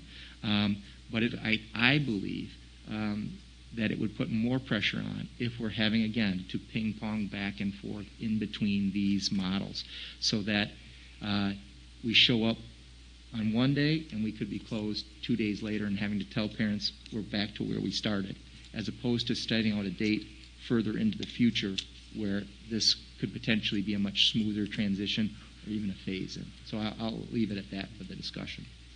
I'll just kind of add into that Nate and I have spent quite a bit of time and conversations about this since then.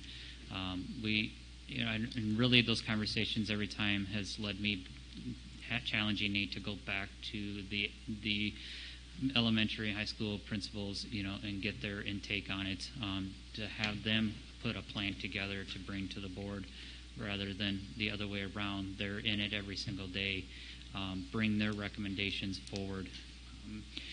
We spent some time talking about, what would be a good period to revisit this, and that's why tonight we ended up leaving this as a discussion with the hope that then either as if the board so decides that we want to have another special meeting immediately following this to revisit this, or do we bring it and we continue with what we just started with and continue on to October's meeting and visit it then, which would allow the admin team a little bit more time to put a more thoughtful phase-in plan together to bring them back in, or see how the numbers are going on in the counties around us and within Dane County and Greene County as well. So that's kind of like where we're alluding to with the discussion for this evening as well. I think hearing from a lot of the parents and the emails we've gotten, they're just looking for a plan and stick to it. And I think we have a good plan. Everybody's that we've heard from, almost everyone, has been thrilled with how well it's gone. If I had a choice, I'd say push it off till second semester and give the parents the assurance that we're going to stick with this until then, for sure. And so that would give us, if we did something like that, Nate, correct me if I'm wrong, but it was November 6th? November 6th is the end of term 1. Would be the end of term 1. November 9th would be the first day of term 2. Yeah, so which then would allow us another month of evaluation, another month of planning for a phase-in, see how these numbers continue to go and how... I kind of told Nate the other day that my thought on this was a little bit too kind of taking from Pam Yoder's book of don't always be the first one to the gate, maybe just kind of sit back and watch how things turn out here just a little bit, and see what ends up evolving here as we look at other districts around us to what's happening, but at the same time looking out for the best interest of the students. And right now, in kind of the discussion and the feedback that we're hearing is that they need some kind of like normalcy of stability in their day-to-day routine, and the fear would be absolutely that of just kind of ping-pong back and forth in and out of virtual. So that, I guess, that's one thought. So again, this is discussion, so please, from the rest of the board, I'd love to hear what you had to say, and I'm sure the admin team as well would appreciate any feedback so they can have some direction. I definitely agree with Ryan. I think we need to have a plan with some dates or something set, when we're going to look at it again, if not actually move unless it doesn't make sense to move. I'd want, push it off and have plenty of time for discussion before we'd ever make a decision. We have heard from people in the community, parents primarily, and it seems to me that they are happy with the virtual. And I think there's concern that we're going to be making a change to go hybrid at this point. And, quite frankly, considering the health metrics right now in our county, Dane County, much less Greene County, I don't really know how we could even consider that. So I think the main thing is going to be to make sure that the parents know what our plan is, to kind of quell any concern that they have. I'm not in favor of doing anything to change it right now. I think it makes sense that we would set a date. Maybe it's the end of the first term. If we were to, unfortunately the first term doesn't time out well with our next board meeting or our meeting in November because it occurs before our board meeting in November. But I do think that it makes sense to maybe we need to have a special meeting. We probably will, in all honesty. If that's the direction that we so choose to go, I would fully expect us so to... we can see what's going on at that time. And then we'd also, Nate, correct me if I'm wrong too, but we would want to have that, okay, in 2 weeks, this is when this transition we would plan to start. So. I mean, you did warn parents that they have to be prepared for a change, but it does seem reasonable to not give them less than 2 weeks' notice. I mean, as a parent with younger kids, they will need to have more time, I would assume, to try to make arrangements.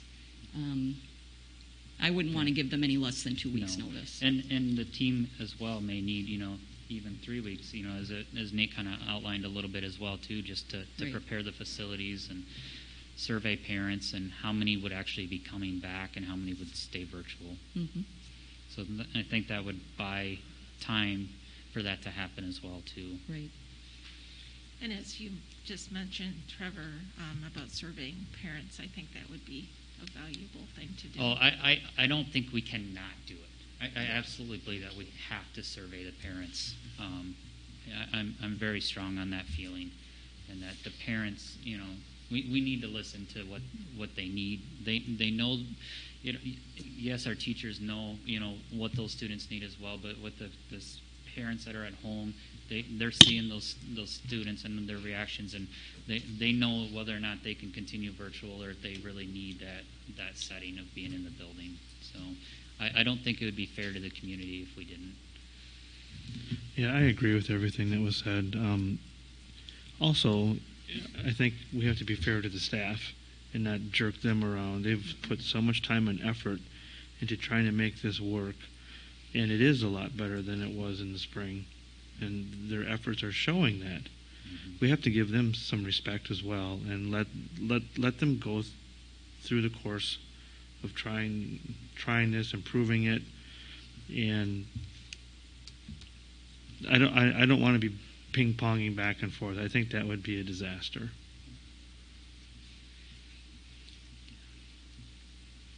So the current situation is that it's a temporary suspension for 30 days, and we don't know what's going to happen after that, right? That's where we're at.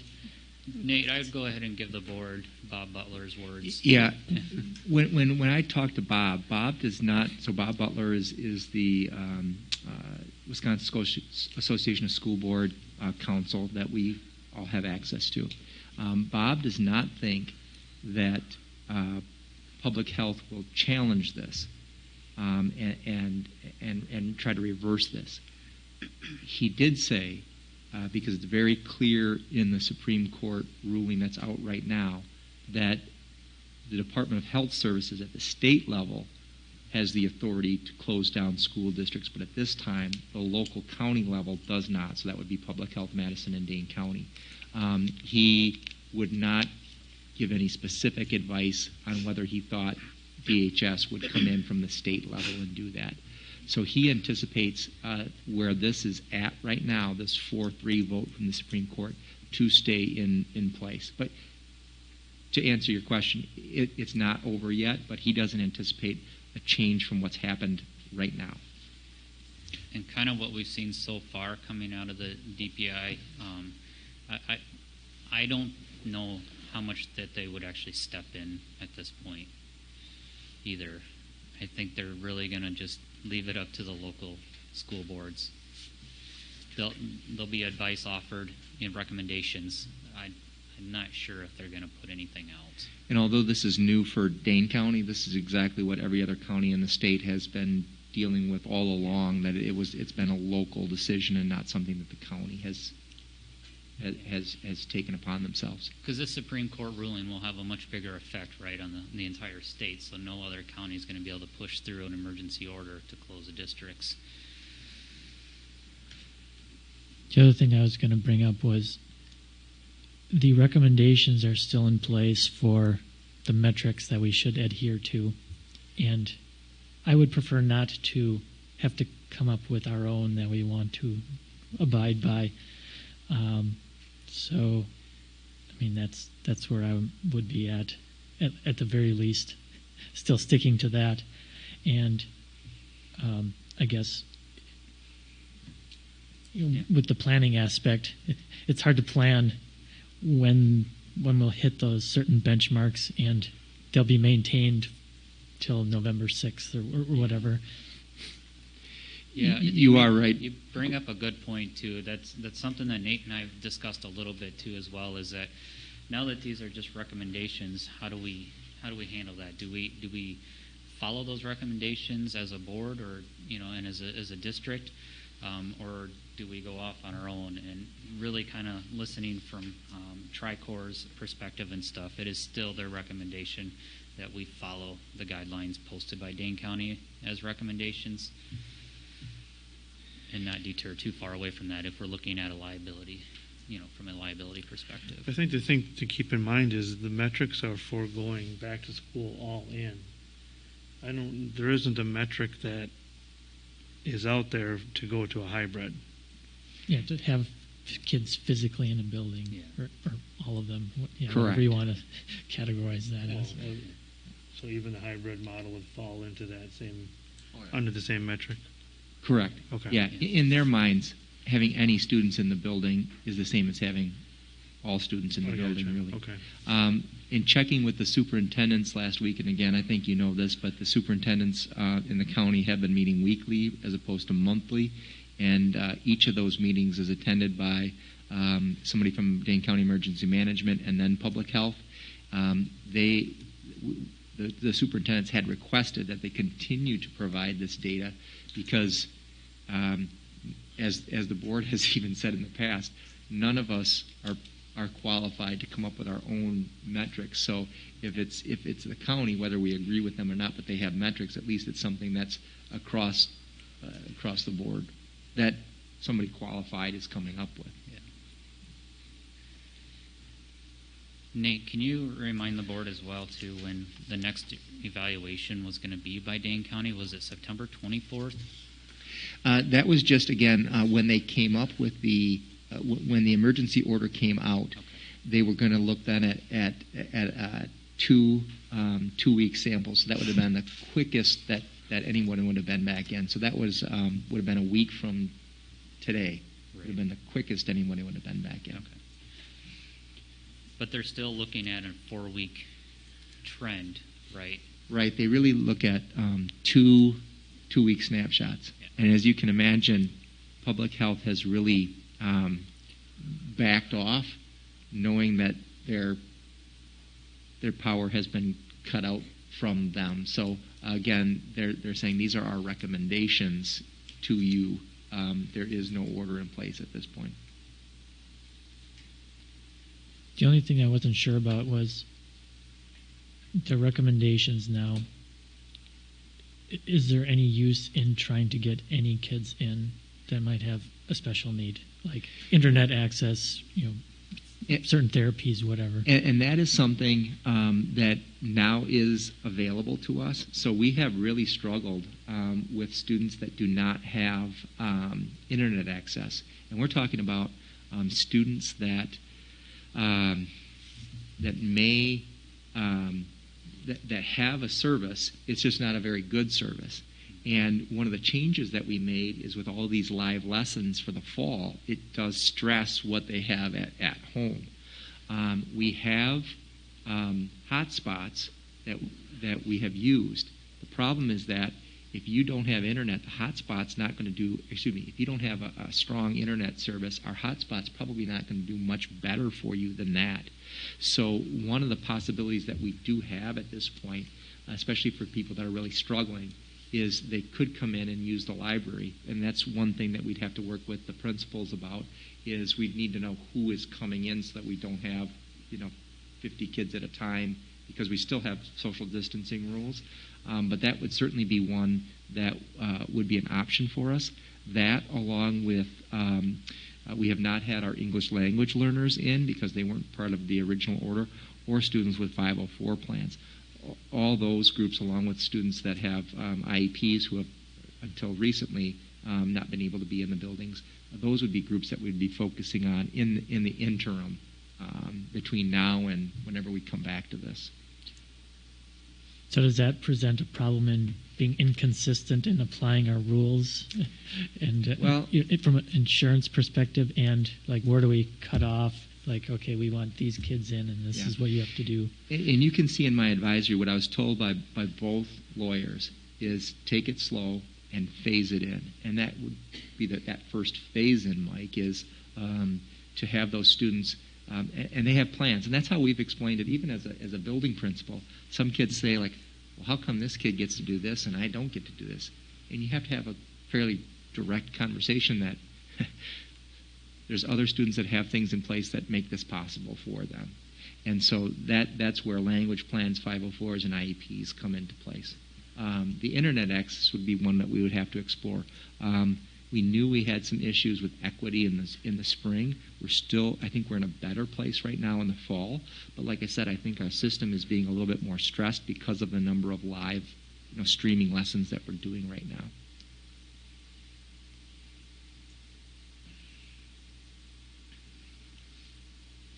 It's an excellent point. Yeah. Nate, can you tell us how many students are having internet? Yeah, I can give you some general numbers, Miriam. So in the spring, what we had done is we had purchased, so these hotspots are almost like buying a data plan on your phone, if you can think of it like that. That's probably the best analogy. What we had in the spring is not knowing what to expect, was we had purchased 20, they're called Khajiits, but they're hotspots. So 20 Khajiits, and then they had kind of a ceiling on them. So we had purchased so much data, but that was combined between these 20 hotspots. In the spring, we were finding that some families were going through them, very, very quickly, and we had to remind some families, again, this is for educational use, not for personal use, because we can't use that much data on if we're not using them for school. What we're finding now, though, is that more families, and I would say right now I think Chris still has just a couple of hotspots left, but that there are still families that we're not even sure if the hotspot will really benefit them. And that's like, even to your CISA 2 report, what we've gone so far as doing is, can we connect them with a better service provider? I know some of you have a service provider, we won't name names, that isn't very effective. So is there another internet service provider that will service their area that could be more effective than what they're using right now? So we still think we have, on the low end, probably 6 to 8 families that we still need to do a better job with in terms of bandwidth so that they can get their kids online. And oftentimes it's multiple students in the same home and then them being on at the same time. That's become an issue. And parents. Yes. I will say, too, that I talked to Chris Armstrong today as well. We're kind of in the same boat. We've got internet, but it's not reliable. The bandwidth is awful. The uploads are awful. She just can't stay on. And so there's been some tears. But, one of his suggestions, too, and I'll just put it on the record, too, is that, reaching out to the Public Service Commission has been a great avenue. I reached out to him this afternoon, and they're going to help provide some direction. They have some emergency assistance and some options there that will help get those families the internet that they need based on their kind of location and who's got the best cellular coverage to get them a hotspot. So, yeah, we're pretty limited where we're at. We've got one carrier, and our neighbor's got a tree that's blocking most of that signal, and I know they're not going to cut down the tree. So, Thank you. yeah. So as far as, I guess I'll leave it open. Barb, do you want to add anything to this? Yeah, I do. Nate, can you tell me what kind of survey you would put out to the parents? Like, are we going to, here's one of my concerns. The last board vote was that we would go hybrid and virtual, giving the parents that option. So that was obviously blocked by the mandate, which no longer is blocking. So then I'm wondering also from a, board direction, do we move ahead towards what we had originally, I realized we talked about possible special meeting, but part of that was through listening to the parents and Just wondering how quickly we could get that off. I think it's really important to hear, has everybody changed their mind? Right. Do we want to consider? Yeah. I do think that we can still get out a survey, certainly this week. I think the survey, Barb, though, it's going to be similar to what we sent out to parents in the past, because I do think there'll be some parents that are satisfied with what's happened with virtual right now and may want to stick with that had chosen hybrid. We've heard, I think you've received some emails on that sense. We don't have a good sense of how many that is. And then the concern right now is with the type of hybrid that we would come back with, and that may be a follow-up survey. So the first survey might just be, when we return, would you have your students in hybrid or virtual? And then we'd have to work on that hybrid. Right now, the middle and high school has gone back to a very traditional AB 80-minute block schedule. And so our concern is when we made the decision to do the initial hybrid, that was splitting that in half. If they were to come back, they would probably come back in something very similar to what we're doing virtually now. And so that may be revisiting what we call like the DPI model, where students come back for 2 days in the building. They go to their A day and their B day just like they normally would, but only half of them are here. We have a virtual day on Wednesday, and then Thursday and Friday that second cohort comes in and is in the building. So there's a couple of different ways to do that.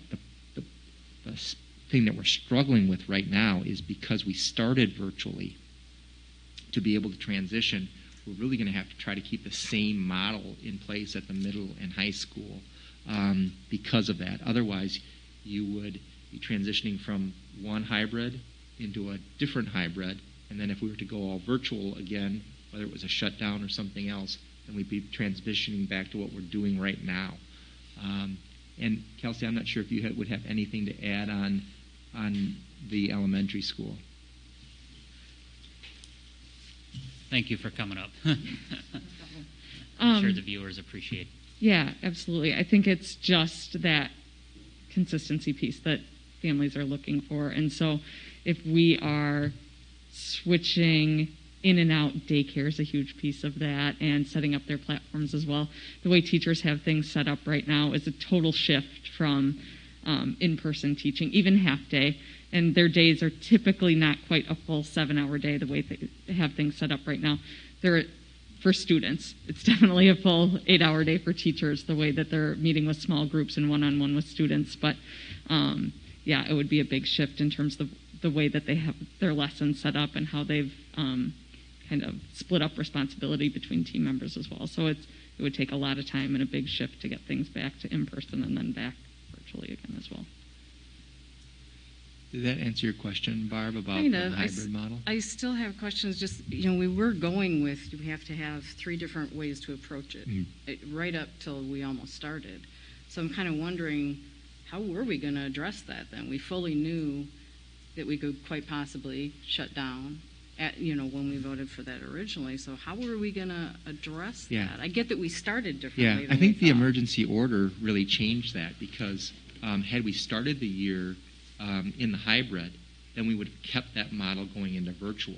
But when we start the year virtual, and it doesn't make sense to do something that, again, you wouldn't split that 80 minutes into 2 sections when we don't have to do that virtually to start the year. I think that's the biggest difference, is because we started that way or had to start that way, thinking that this was going to go on for a while with the order, to go back to the hybrid that was originally proposed doesn't make the sense that it did before the order. I think another big piece to add to this that I don't think we really had in that calculation at the beginning of the year, when we were, looking to vote on this too, one of the big things that I feel like has changed too as well is just the feedback that we're continuing to receive of looking for some kind of consistency in all this. We had, and in all transparency too, because Barb, you're right. We had conversations too about being able to flip-flop back and forth right away, and and that was the full expectation. Now kind of seeing where we're at and getting into this, I feel like opinions have changed, or, not opinions, but just, feedback has changed as well, that, we don't want to be doing that flip-flop back and forth. So I guess I would just ask that we hesitate slightly on assuming that is the general perception of our Absolutely, public, because yeah. we've got a handful of emails, and I don't want to just assume that's what everybody's thinking. You're absolutely right, and that's why I say too as well, is that the survey has to happen. Absolutely. Yeah. Yeah, because we had 70-some-odd% of parents last time that wanted the hybrid. Mm-hmm. Perhaps that drastically tanked, but I think it's still probably a good 50%. And just to pound this one in a little bit, we still have a vote that said we would go hybrid. So we absolutely have to address that if we're going to change course.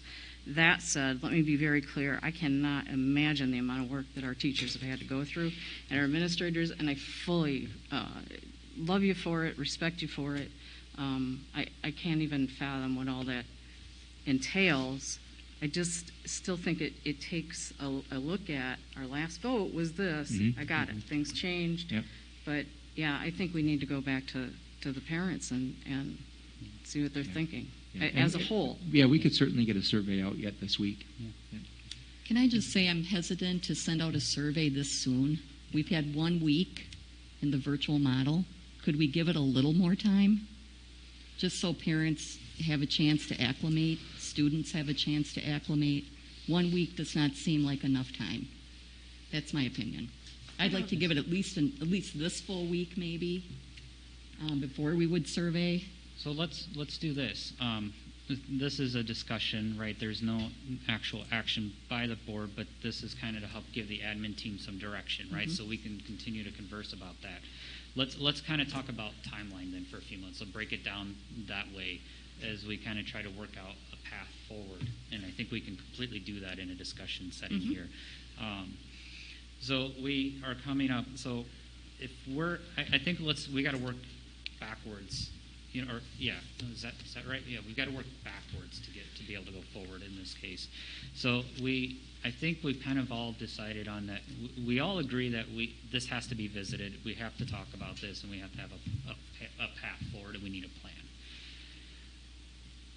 with dates. So if we're looking at dates, is it fair to say then that come at the October meeting, the board would expect to have a plan in place on a phase-in plan in place starting the end of the term? Is the board okay with starting at that point? Can you repeat that, please? Yeah, so I'm proposing that the admin team would come back in the October monthly school board meeting with a phase-in plan approach to bring students back hybrid. What's the date of that meeting? Sorry. Yeah, there you go. Thank you. So it's a month away, essentially. Mm-hmm. Yeah, we're essentially a month away. What's the meeting we have at the end of that month?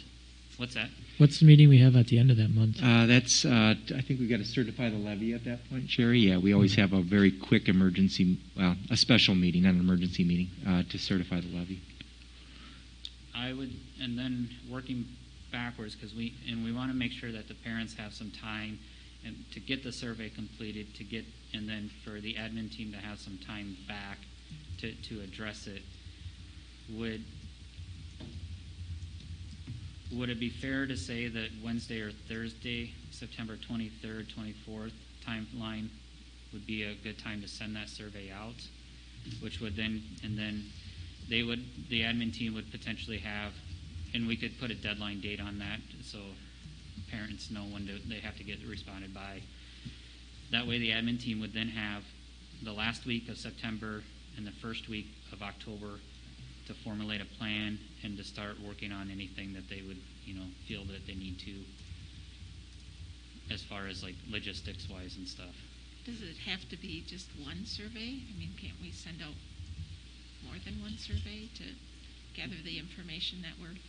I'm just wondering too, like a survey versus like how they would register to come back would also be very different. So like a lot of our planning couldn't happen until official registration, like thinking around food service and transportation and things like that too. So there could be the initial, this is what we think we might do, but then we would need like that hard data too, like this is what we're actually going to do. So That's fair. in terms of like Janine specifically and just like making class lists and all of those things, like we would definitely need like kind of the two levels there too. So I guess that kind of feeds to a little bit of a multi-survey approach. Then would be, but then ultimately, then I guess what would happen then? I'm just kind of talking out loud. Would be is we'd have one survey before the October meeting and then another one after. You essentially stall it out until the end of the term, basically, if you're taking that approach. Nate said he could have it out this week. I say throw a survey out there. I do agree that I think it's a little too early. I think the parents need at least 2 weeks under this. I think it's too early to survey the parents. Yeah. I mean, the first week wasn't even a full week, and it was more like just get to know how to work through the system. There wasn't a lot of instruction occurring, which is normal. The first week is typically just icebreaker activities. The kids get to meet their teacher. This week is the first week where they're actually, I believe, starting to do doing the homework or getting homework assigned to them. So I think it's too early to start surveying parents yet. I agree. It needs time to let people find out what it's all about. So you essentially want them to see if they're comfortable with the current format instead of if they want to make a decision to choose hybrid. Yeah. I think the question that would be proposed, right, would be that, given the option to move back into a hybrid setting, would you choose to stay virtual? Right. I guess I don't see the point of stalling it out. But I'm not trying to stall it out, but what I'm looking to do is be able to provide enough time for parents to have a good, solid feel of how the virtual is going, to give the admin team a little bit more time to analyze what's happening and how to, and a plan to bring them back, because from what we're hearing from Nate now is that what we had proposed in the original hybrid that we voted on isn't going to work, and that they have to revisit that. would be difficult to work. It would be difficult to work. Yeah. One of the things that wasn't brought up yet was the transportation and the ability to get kids from the AM PM model. And one other thing you mentioned was the foggers that we probably would have relied on are not here. Yeah. No, they're still on back order. We were thinking one was going to be in yet last week, but. And those would have been key pieces to make everything work. And I guess, Nate, kind of following, if we're saying that we're still following the Dane County recommendations, the other thing too is that I don't want to be too quick to jump us back into a hybrid setting if we're just going to get updated numbers soon that would push us right back into virtual.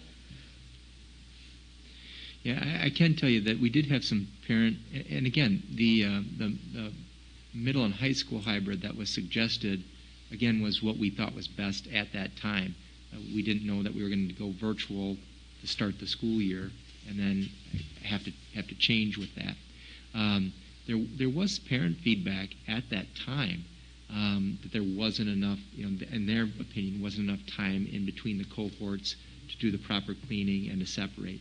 This, again, what potentially could come up, and again, we're not making any decisions yet. Heather's still got to go back to the staff and look at that again, but would be more of a 2 day on, 1 day off, 2 day on again.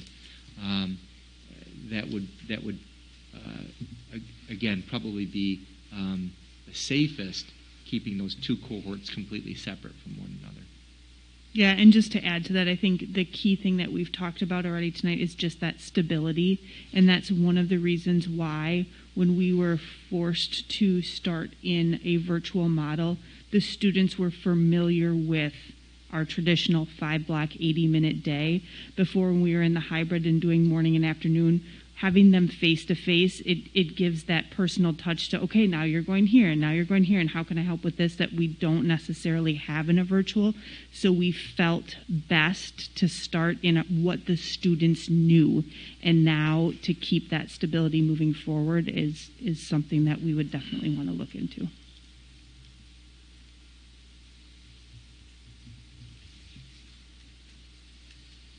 So Nathan, to change that, because we had voted on one direction, we have to vote to change that hybrid setup again? Yes, because it would be a completely different hybrid. We could survey parents and then bring that back to the board, but again, I think we would have. I think that the general survey would be, I think to Barb's point, given what you know now, will you keep your students virtual or choose a hybrid? That hybrid might look different than what we looked at before. Mm-hmm. I wonder if we could do a survey, just maybe a 1 or 2 question quick survey. Are you interested in flip-flopping your kid back and forth, Might want to reword that. Let's put the survey out like that. Not like that, but you know what I mean, right? Would you be interested in having your kid, move back to hybrid and then possibly back to virtual, twice in a week or something? Because that could be how it happens.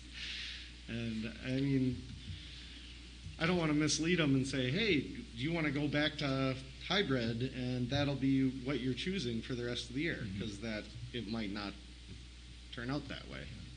They might be back to virtual quicker than they think or they like. And Well, I think something else you got to look at too, with understanding where you're at with the hybrid as well is that you could take out a section of middle school or high school, and if you're forcing a section, or a grouping of kids back into virtual, and you have others in the building, how's that going to look? And, if you're running 2 different models between a virtual and in person, that's going to add a level of confusion in itself.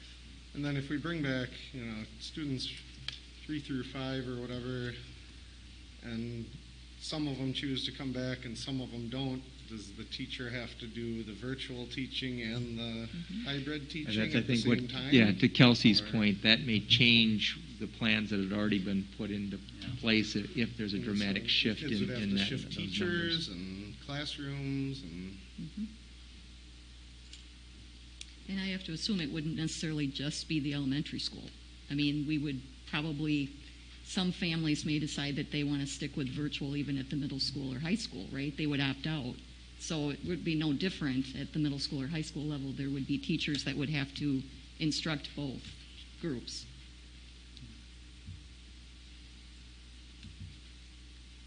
So are we looking at then one survey relatively soon, just to get a sense of the thoughts of parents on hybrid versus virtual? And we want that, I could get that information out to the board again relatively soon. It sounds like. Yeah, but I'm still of the opinion I wouldn't do it before next week. Yeah, I'd say like Monday. Yeah, Let 2 Monday. weeks go by. It's not even a full 2 weeks, as Kevin pointed out. Last week was 4 days. So, I wouldn't do it before next Monday. Do we have a general consensus on that next Monday? That would be fine. I disagree, but I'm outnumbered. Okay. Getting used to it. Yeah, that's okay. And then just a little bit more clarification then.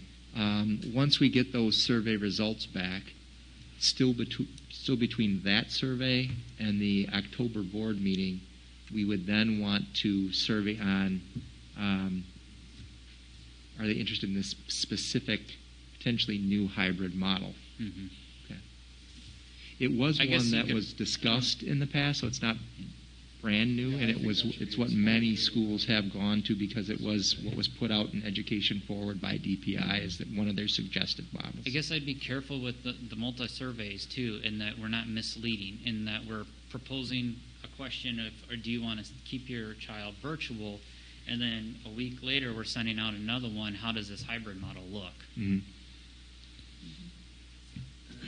Are you suggesting, Trevor, just being very clear that it will be a hybrid model, not the hybrid model? The former? Yeah. Okay. Yeah, I would.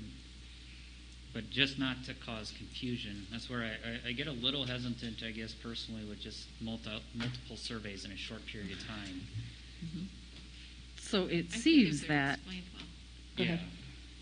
I'm sorry, Mary, Go I ahead. didn't hear that. I think if the survey is worded correctly or succinctly and it's explained well, I don't think you'll have that confusion. Yeah. So if I hear you correctly, if we were going to go to hybrid, sounds like everybody's feeling pretty strong that you do the 2-day, yes? We're not looking at a half-day middle school. Was that middle school as well? Yeah, I think from the admin team, they would be more in favor of going to the 2-day. So then you could include that. Here's what it would look like. Mm-hmm. Well, let's just be clear, because this would be a 2-day, 1 day off virtual, 2-day on. That would be for middle and high school only, because, again, just to be clear, that's how we have started. That's how we've started the school year. On what, again, they're attending live sessions as if they're in the building on a AB 80-minute 5 block. That would not change at the elementary. Correct, but as Ryan said, so whoever their teacher is now virtually, if they opt to come back hybrid, we'd still have to keep one teacher per grade level virtual, assuming that numbers would stay the same. So then they're shifting to a different teacher now when they're coming back in the building. And then if we were closed for a closure, they would potentially have to switch teachers again. So there could be a lot of maneuvering that way for students and families as well, just based on what the numbers are.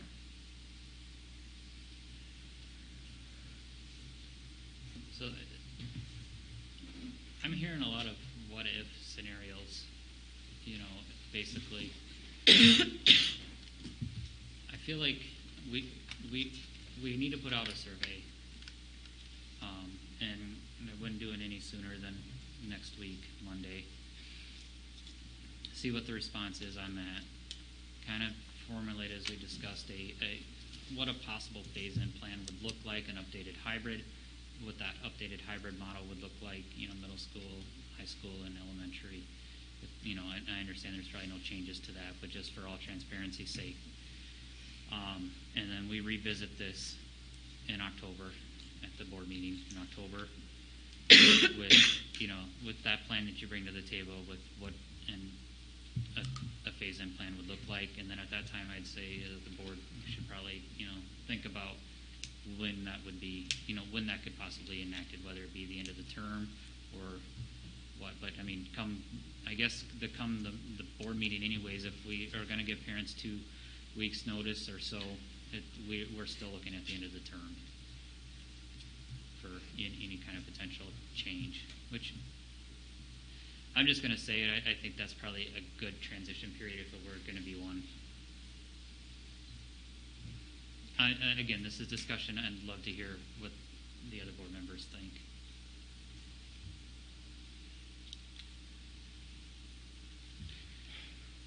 Well, I think that we can't expect the community and parents to switch on a dime. I think we need to, whatever the plans are, we need to at least state it'll be you will get a 2-week notice that there's something's going to be changing. We can't change like twice in a week kind of a thing. That would never work. So I'm totally in favor of if there is going to be a transition, then at least part of that transition process is a 2-week window or something that gives people time to plan and reschedule. We may never do it, but if we ever are going to do it, we have to do it so that we're not flip-flopping it quickly. I don't know if I said that very well, but No, I think that's fair. And we got to, thinking about just like Kelsey said too, child care changes, family changes with, who's watching who and when, giving them ample time to get that in place. At the same time, when we've come up with these different plans, I mean, if we go back hybrid and there are cases, you don't have that. You don't have a 2-week buffer on the other side. It's got to change. Well, that's And I true. just Yeah, think that's a good parents point. have been well aware of this all along. They're pretty well educated themselves. I think they're pretty on top of what may or may not happen to happen in each of their families. So it can't just be looked at that way. Yeah, I hear your side. You make a valid point. Thank you. So thank you for saying that perspective too. Yeah, that's a good point. Yeah. So then I'll change it a little bit then and say that, yes, you're right, that we got to be able to flip out into virtual in the fact that if there is a COVID case. But from right now, from looking at a logistics perspective of like just staffing and everything, the admin team does need a little bit of time to be prepared now for an updated hybrid plan. Is that fair? That's fair. So do we have a general consensus then that we will have a survey put out next Monday asking parents, what they would foresee, if they'd stay virtual or not? We maybe get a heads up on what it'll look like. Sure. Yeah, we could send those. Yeah, because we would have time. Constructive criticism, maybe. I think that's valid, absolutely, because we have enough time where, Nate, you could probably put something together this week, send it out to the board, and let the board. As long as you just individually email me reply back back your to Nate. responses and your input. And then I guess that'd be quote unquote draft version, and then get the board's feedback, and then we have a final draft to send out. Can you include whether or not they would use the buses? That might help Janan get rolling on that as well, if they were intending to. Good point. Very good point. Keep them coming, Barb.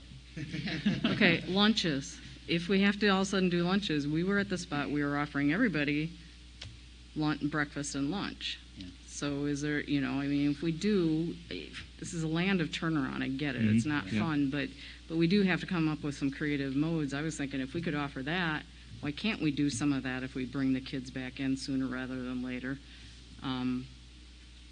Beg the parents to pack a cold lunch if we've got it. I mean, there's just also some creative things that might not put the brakes on as much as I was seeing in the notes. Might have to be. Could we also, as long as we're sending a survey out, could we include a question about technology and how their family is dealing with it and gather that information? Sure, and I can check with Chris because I think he'd have from what he needs, a very specific question. I know in our family we've had, my son has been bumped off a few times. It's not that it's horrible that I'm going to ask for, we thought about the hotspot, but at the same time there are definite issues going on that impact. I'm concerned about the academic success of these kiddos too. I'm really impressed with what's come up, and I would agree it's different than the spring. That doesn't mean I think it's the best. Sure. I just think that they are doing a heck of a job with a tough spot. But yeah, I've heard of numerous people having difficulties with the technology, and it makes an impact. And then me, I'm always concerned about the kids' mental health. Right. So I still have that as a huge red flag for these kids that are not able to see each other, to interact. Yeah. We're talking a full quarter here or semester. On the topic of flip-flopping, maybe that was 5 minutes ago, but we wouldn't be able to transition in and out of a particular model within a week, like twice, because we would shut down. We would have to shut down for 2 weeks, right? Or 4 weeks until either quarantine is up or self-isolation, or new metrics come out that say, okay, we're good now. Am I understanding that correctly? Right. So whenever you'd have a close contact, that's 14 days.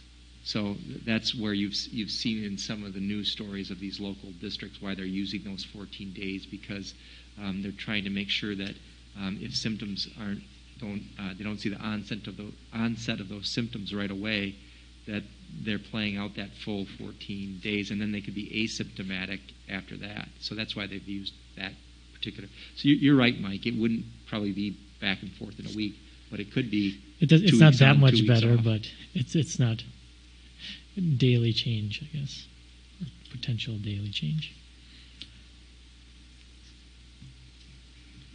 Okay. I think we've got a path here, so we'll put this up on the next board meeting I then. do have a question regarding the need for a special meeting, though. Do we, I'm still going to say the last thing we voted was that we were going to go hybrid and virtual, and I know there was a mandate, but now that that has been said that isn't a factor, what stands is our vote. So what do we do with that? We meet next month in October.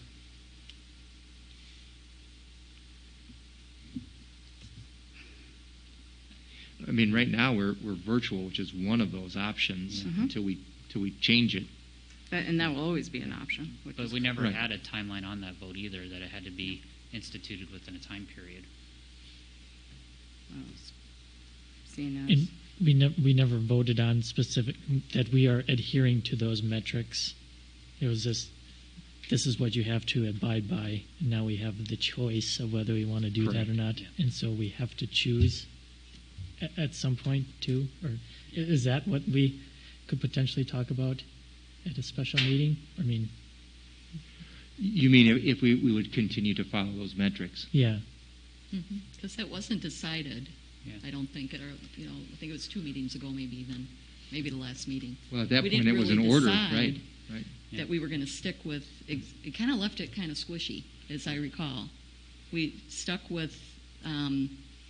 I think it was for the hybrid and for the all-in. We didn't have any actual, or was it not the for other the way around? all-in? Correct. Yeah. Yeah. So.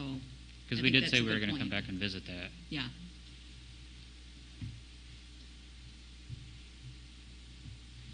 So would there be any value then in a special meeting to discuss that prior to October's meeting?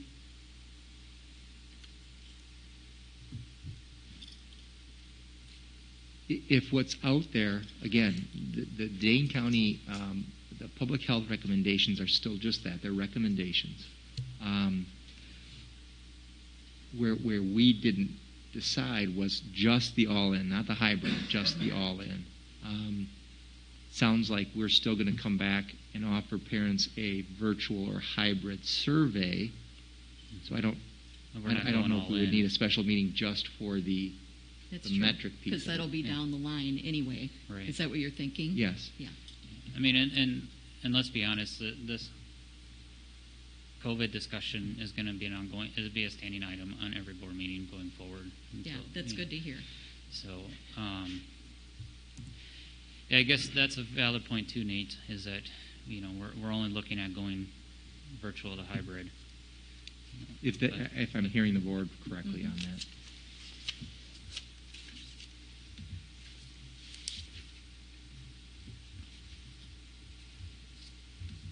So, where are we landing? Right now, if I can summarize, I've got a survey out to parents by sometime after September 21st, but the week after next, and to expand that survey to include not only do parents want to choose hybrid or virtual, but include transportation, potentially lunch, and technology on that survey as well. Mm-hmm. So I guess the other point then, I'll make too as well as to why it's probably a good idea to hold until October to visit this, is that we need some time to get that survey out, because I'm a true believer that we need the voice of the parents back to see how things have evolved, because that will make a big change on staffing and how that's all done. The second point that I have then is that lost my train of thought. Hang on a second. The second point that I have then is that as we move into October, even if we made a decision now, is that the administration and teams still need 3 weeks to prepare to get ready to move back into a hybrid at this point. Because we need Tahar staffing. They need time. They need time to order food. And we also need time to try to do something in the interim until we get the rest of the cleaning supplies in to fully disinfect, which I think that's a big red flag in itself, is that we don't have all that equipment that we expected to have to handle a larger group of kids than what we have right now. And that transportation Yeah, piece, and too, transportation. to get that worked out. Yeah, and getting all that worked out. So I think it's really good to wait until October. Once we get to October, we're only a month away then from the end of the term, which then from the high school, middle school perspective, there's going to be a change of classes anyways, right? Just in specials at the Just middle in school. specials, okay. So not so much of an impact there. Correct. Okay. So potentially we could look at where we land as a board in October and have a implementation timeline from there of no less than 2 weeks following the October meeting.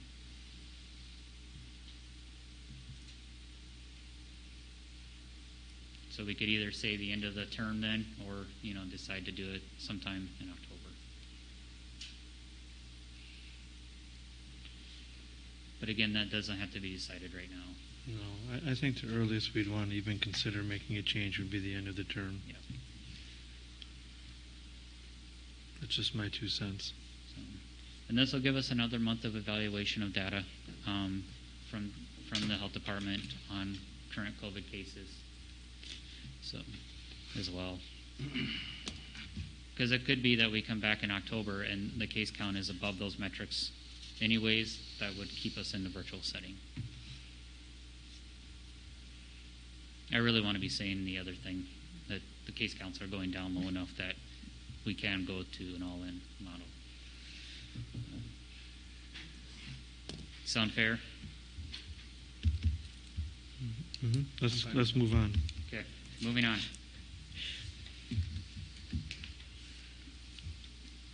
Boardsmanship. I have a couple things to talk about. Nate, did you have anything under boardsmanship? I did not. Okay. So we have spent a little bit of time talking about a quote-unquote board retreat, but more of a board working session, for collaboration and building the board. Some of us are newer to the board. Some have been here. Some of us are in different positions on the board now, and building that up and ensuring that we're being the best board that we can be for the district. So working with Nate a little bit, we've gone a couple of different routes. We've talked about doing this and having possibly Bob Butler come in and do a consultation with us and helping us and lead a path of growing the board. One of the things with Bob Butler right now is that WASB's not doing on-site visits, so it would only be virtual. Doing that with Bob, and we could go that route. Another opportunity that we have too that Nate reached out on is with Howick Associates and having Drew Howick come in and lead a 3-session I guess I don't know what the word I'm looking for is, but kind of the goal would be is to strive to move the board from good to great. He's got it set up as like his proposal is a 3-session meeting of each one being 120 minutes in duration, that he would lead and facilitate that kind of course for us.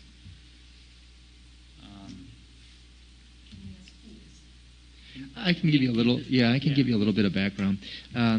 So I actually worked with Drew when I was still an assistant principal in DeForest, and he does work with quite a few Dane County schools.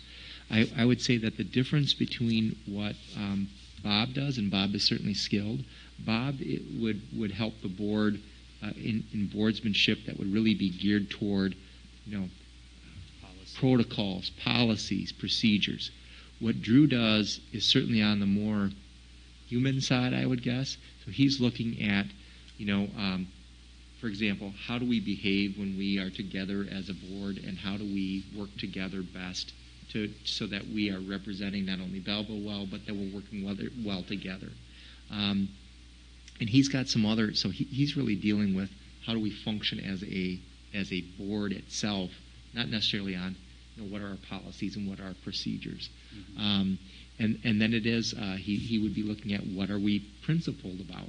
So when we're making decisions, what should we always be coming back to? Now we have our mission and our vision and our tenets, but in this case, he might be thinking of, and he's given specific examples. So, for example, if we're making some kind of financial decision, what is it that we're going to think about every time we're making a financial decision? If we're making staffing decisions, what is it as a board that we value that we're going to think about before we make those decisions? If we're making a curriculum kind of a decision, again, what is it that we should be referring to and looking back to before we make those decisions? He's got 3 different sessions that he is proposing, and again, in my opinion, it would be different than Bob in the fact that what he's trying to do is take a group and make it more cohesive and really provide it with direction, whereas Bob, as talented as Bob is, Bob's really saying, like, here's how a board should operate and function by procedure. Where I kind of feel like, we're pretty fortunate now with Neola and putting all of our policies together. I feel like we as a board need to focus on that collaborative piece and working together and getting us to the next level. So a couple of things, too, that he's got here, and Nate can share this proposal out, if you would, with the rest of the board. Sure. But create and follow their collective commitments, understanding and respect the separate and shared responsibilities of the board and the superintendent, and following guiding principles that align board members when they're dealing with specific situations. I kind of felt like that would be a good launching point for us as a board to maybe go through something like this, and working with a consultant in that manner, rather than taking time right now to focus on policies. I think we should still, at some point, have a session with Bob on policies. But I think right now, how can we work together as a board, and what can we do and what can we not do, and knowing and getting that direction and helping us then ultimately be able to set what is currently defining this current board, and what are our goals, what are our objectives, so that way we can set that path forward for the future, for the district. I got a question for Marion.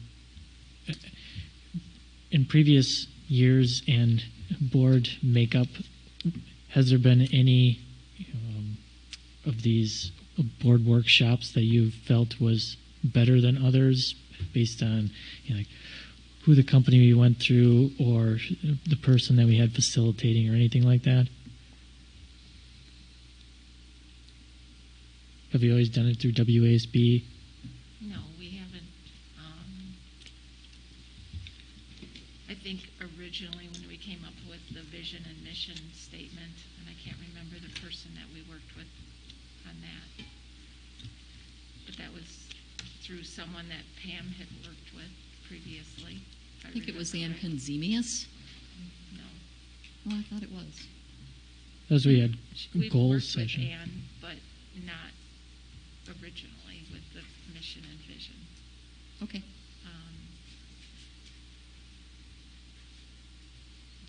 Do you have any And recollections, they've all been Kevin? different, and we haven't had board retreats. I guess when I think of a board retreat, I think of what Drew has proposed and helping us develop kind of that list of 10 items of how we'll act in a situation, like during meetings. We used to have that yellow sheet that Kelly handed out, and we had the 10 things. But we came to, we developed that list as a group. It wasn't just presented to us. We would think of goals that we had as a board. And we would work on a strategic plan.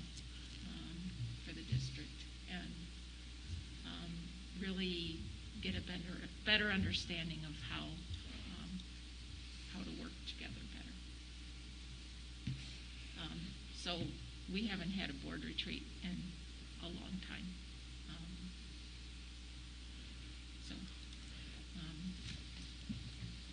There are other districts that have board retreats annually, and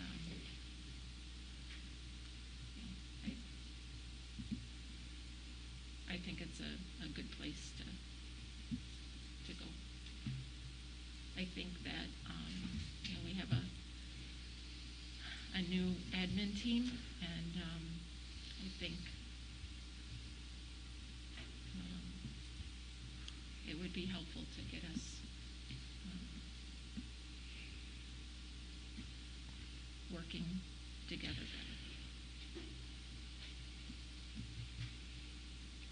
Yeah, my opinion would be just to get to know people more on a personal level and how to interact rather than talking about policy. So,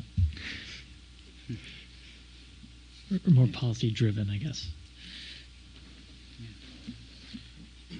What does the board think of that? Sounds good. I like it. I'd be fine with that. All right. So we'll look at putting that together then. Like I said, his proposal calls for 3 different sessions, and we can break those apart, or we're only doing 1 session a month or something like that, so it's not so much at a time. Right.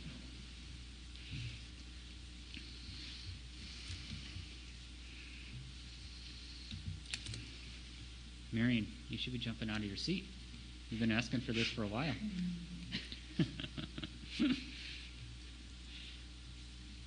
Okay. I have to say this. Can we take just a 2-minute recess? I am so sorry, but I've got to use the restroom. It's 9 o'clock. It'd be nice to get up.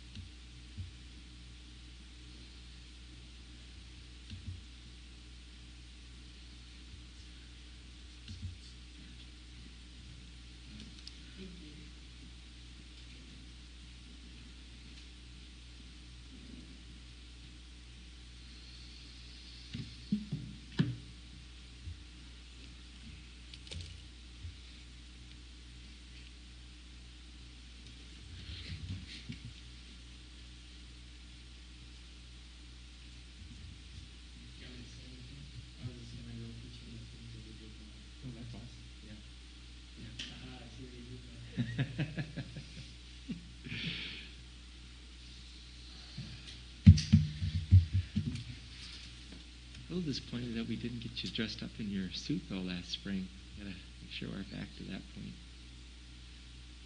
I was trying to think back of what I had. Be 2 years, I think. You had like sort of the Uncle Sam look, I think, 2 years ago. It was Willy Wonka. Oh, was it? Willy Wonka? Yeah. Willy Wonka, the last time I had my, I don't know what you call it, a robe. Oh, that's right. I couldn't.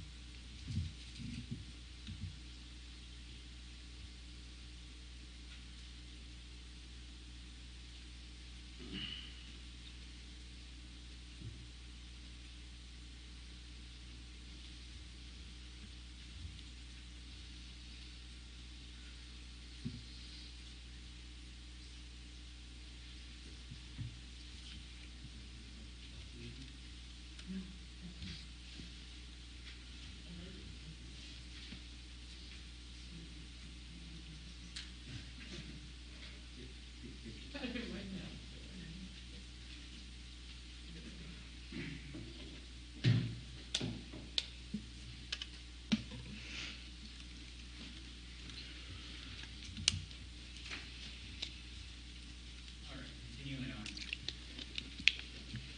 Next up for discussion / possible action items. First up is a donation from Mike and Aaron Traeger. Yeah, so this is probably not new news. It's always nice to see that Mike is back again annually. I'll just say this about Mike. When Mike,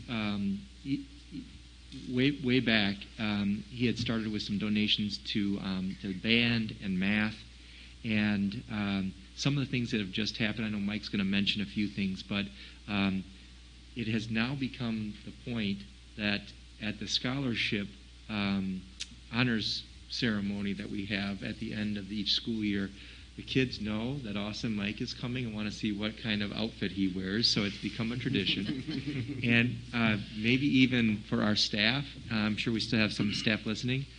I know we'll have staff that will say, like, do you have any word if there's going to be any Awesome Mike grants this year? So they have come to certainly not expect them, but really do appreciate what he puts back into the district, because it does provide some awesome opportunities.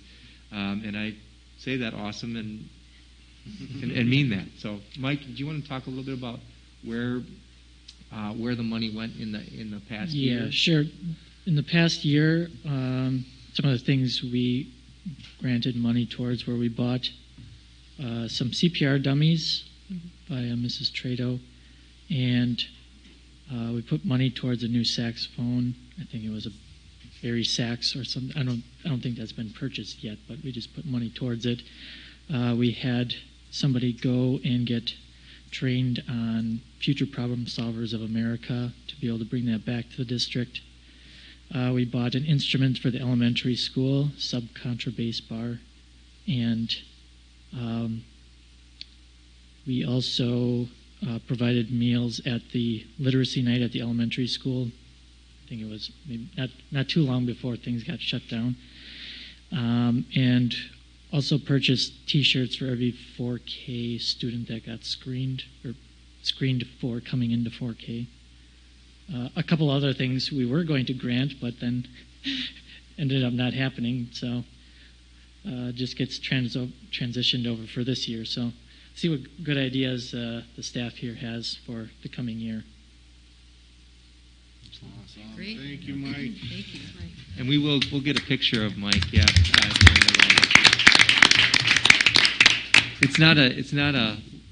It's a big check. It's just not a physically big check. So we'll just have to have an up close and personal picture with Mike. That's great. And thank Aaron, too, please. So is there a motion to accept the donation? I will make a motion to accept Mike and Aaron Shredder's $5,000 donation to the school district of Belleville. Second. I'll second it. First by Ryan, second by Marion. All in favor, say yes. Yes. Yes. Yes. Any noes? I'll abstain. Thanks, Mike. Awesome, Mike. Thank you.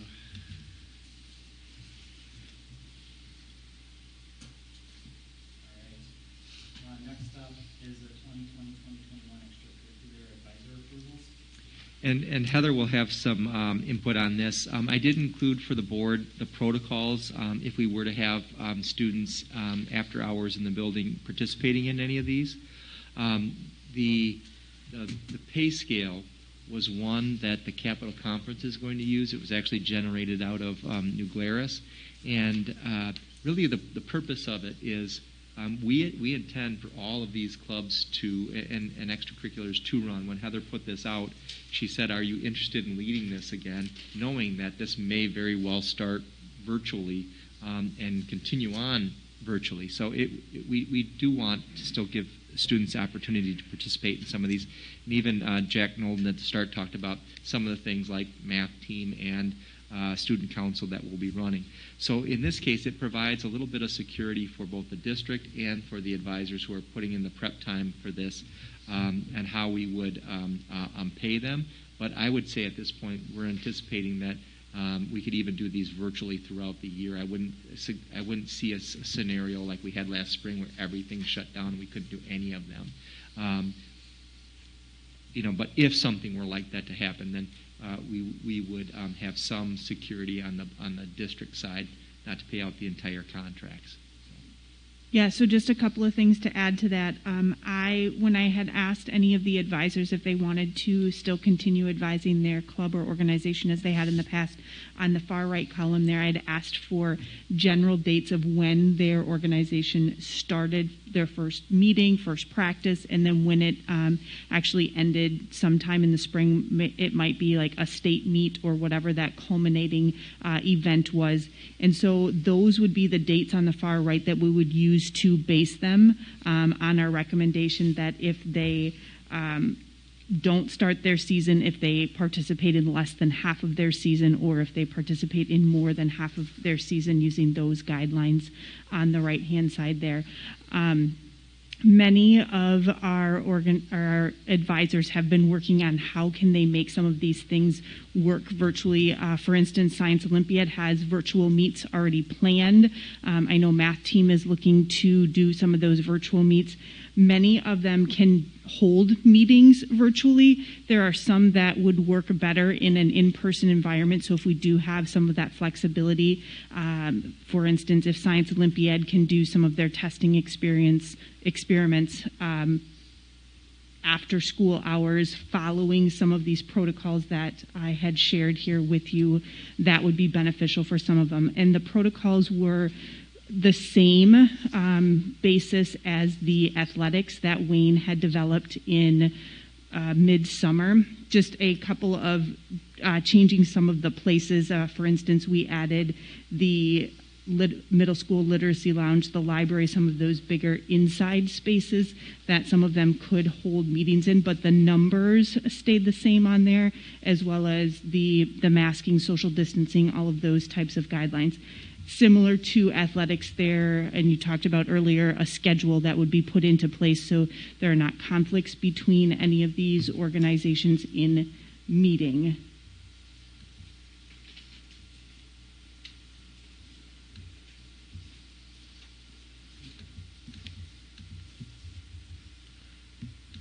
Any questions or discussion? And I would say the only one, if you look at the very bottom of the extracurriculars, is vocal jazz will not run this year. That's the only one that an advisor has said, due to the current circumstances, will not be going this year. But every other advisor has ideas of how to get things up and running. What about the fall high school drama?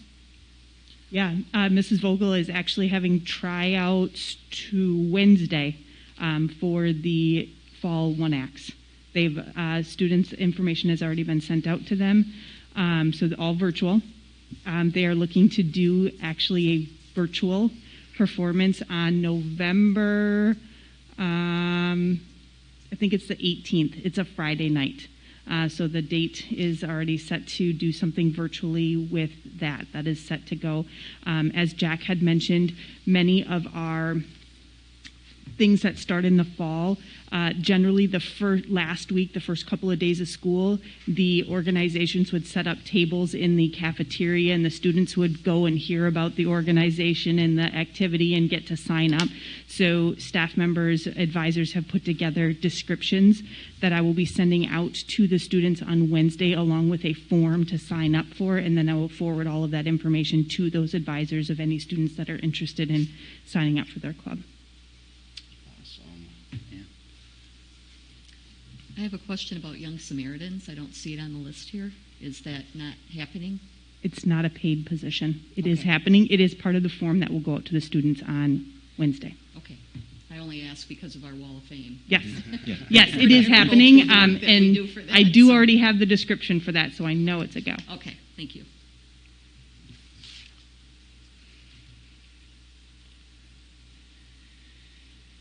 All right. Any other questions or discussion? Any questions or anything on the proposal for pay?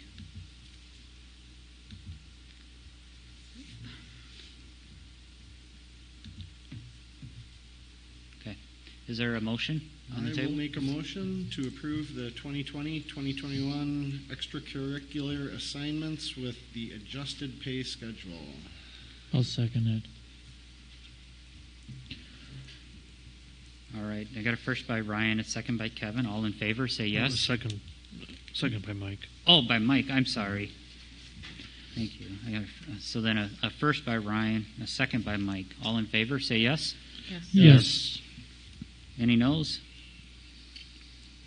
Perfect. Okay.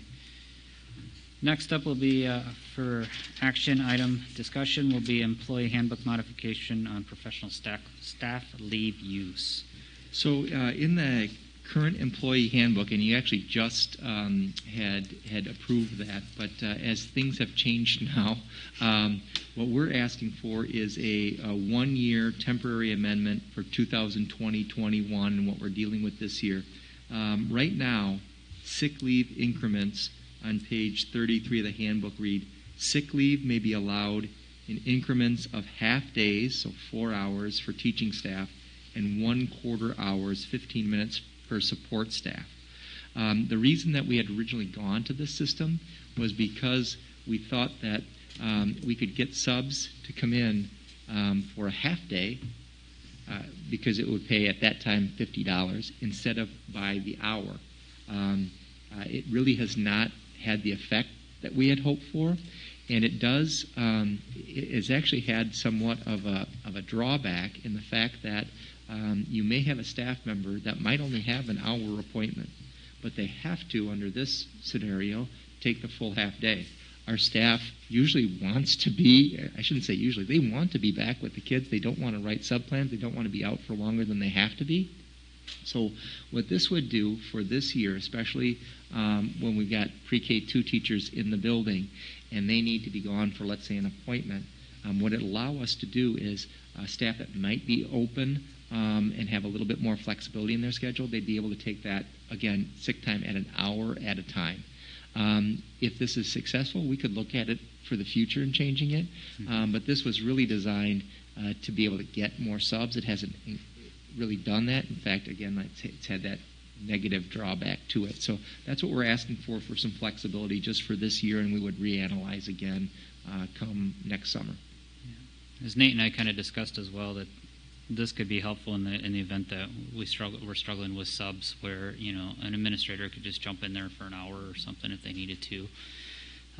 But again, it's also giving back to the staff to help provide the flexibility that they need during this time. And to Nate's point, is something that we discussed as well, is that if this is a value add for the staff and the admin team can handle it, that's something that we should probably look at in the future. I know the teachers would appreciate this. It just gives them some flexibility. And again, they want to be back sooner if they can be to teach their own class. I feel like it's almost a punishment. Yeah. Well, then I would think it would be you cost have to take savings these too. hours, and even though you don't need to, Correct. You might be looking at now with our subpay. It would, if for 1 hour, it would be like $30 compared to $60 for that if we're paying somebody internally instead of $60 for an outside sub doing the half day. Okay. So it would save us some money too. It's a good idea. Yeah. Can I make a motion? Okay, I got it. Make a motion to allow teachers sick time in 1 hour increments for the 2020-2021 school year. Is there a second? I'll second. First by Barb, a second by Ryan. All in favor, say yes. Yes. Yes. Any noes? No. Perfect. All right. Next up, we have the capital maintenance roofing project. The facilities committee met on this and was brought up to speed from Nate and Steve O'Connor. And there was some research done here. I'm not sure if you've all had a chance to go through notes. Nate's notes. He's done quite a great job at kind of outlining what we've talked about and what's being proposed. And I know some of the board members have proposed questions ahead of the board schedule, meeting. So I'm hopefully those were answered for you and satisfied. I would add, and Sherry and I have talked a little bit today about Bill Snow. So I think the committee was comfortable with Bill Snow and Garland, and Steve, I think, is still in the back and is comfortable with that company. What the committee heard earlier last week was that when Bill was originally putting these together, that they were working kind of under an estimate based on the sale of the elementary school building. And so they were basing what they were proposing off of that. And at the end of the committee meeting, we did ask some questions like, well, what really would be the best roof? So what was forwarded on to you today is a roof that could be, there's two motions that you see here, but a roof that would be similar to what we have up there. That roof actually has a 40-year warranty on it instead of a 30-year warranty. The cost on that roof is about $122,000 compared to about $117,000 for the 30-year roof.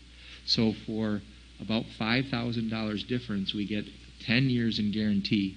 Mike, I'm glad he asked this because it did make us go through this. When Mike asked about the cost savings for efficiency, when you look at what was sent to us today, and I know you probably didn't get time to look at that, but the most energy efficient roof in terms of what would be the most energy efficient over time is, again, the most expensive roof. It's $122,000. But you can see that the roof right now costs us about $700 a month in energy. This would go all the way down to less than $400 a month.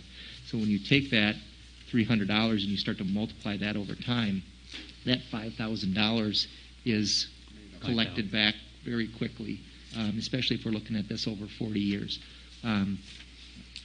If I'm still around in 40 years, boy, we've really been doing good. But, I do think that was not something that the committee had talked much about because, again, I think initially Bill and Garland and Steve were kind of working within one kind of price point. But as this came back in today, it's probably the longest lasting. As you can see, it's got more insulation and would probably be the best roof. Sherry thinks that we can certainly find that. We talked today that $5,000 to make this happen, especially with the sale of the ES. And so again, we were kind of looking at one roof that was a 30-year roof for about $5,000 less than that. One's about $117,000 total. It adds a little bit of energy savings, but not quite like what you're seeing now with it's called a flood coat and gravel system. So again, that would be a 40-year warranty on that. Yeah. We did talk about that as well too, in the committee meeting about long-term, over short-term gains, and that that building, we have no plans of changing that building anywhere in the next 25 to 30 years. So, is it better to, spend a few extra dollars now to get a better roof on that in there? And knowing the cost that we've had with roofs failing, it's definitely going to help us in the long term. So we did go through a couple different consultants. And Dave Valchek was another one that we had interviewed as well too. Got a chance to listen to how Dave works, and that he's an independent consultant and goes out, seeks out bids, and then the bids are sent directly back to the district rather than going through him, so that there's just complete transparency there. And that Dave offers kind of just his experience and himself. Garland offers everything from the materials to bidding out the construction crew to overseeing the project. And then also long-term response plans. So in the event that there was issues, Garland would be there. They've been in business, I think they said over 200. Was it 100 years? Yeah, it was 100, over 125 It was over 100 years, for yeah. sure. He said Yeah. 200. Yeah, I think he said 200, but I was like, I don't know. yeah. But they are a company that is comprised of many smaller companies, but they do manufacture all the roofing materials and everything. There's a few things that they don't do, but that they do procure still, but mostly the main ingredients of the roof are managed by them and backed by them. So one of the things that you had sent along the warranty document, and from there it doesn't even, I guess I don't see the owner's responsibilities as to needing to do regular maintenance on a 5-year plan or something like that. So we did talk about that. They will give us a maintenance plan for that, but it's generally very minimal. And that Steve's group doesn't even really need to be on the roof too often. They'll continue to clean out drains and do that normal stuff that they're already doing, but more so just making sure that it's staying preventative maintenance schedule for that. Yeah, because I think I was looking at an older version because I was trying to look to see what it would amount to, and like something else that I was seeing, maybe it was from too long ago, was that you had to pay somebody to come inspect it, and then they would tell you have to fix this, that, or the other thing, and you would be on the hook for everything and have to do that on a 5-year schedule, and you'd have to remember to do it and stuff like that. But I don't see that in this particular One of the nice one. things that we found with Garland, though, is that it's literally one phone call, and they'll manage everything else. So yeah, it might be that they've improved over time, or I was just looking at bad information. And we did check some of the local references, and those that have, most have just started to work with Garland, but some have been working with them for a long time, and they did say some complimentary things about Garland, and just again the ease of getting a hold of them and the representation that they have. Yeah. The other big thing that we did talk about too was timelines. As we continue to move into the fall, we're kind of in a unique situation where this work could actually still be done this year. We do have some leaks in those roofs, and before we get the winter freeze going, we could probably squeeze this in. So that's kind of why we did put this on as an action item tonight, so that we could pull the trigger on this relatively quickly, since we do have the funds available, and continue to beat next year's prices. They are going up.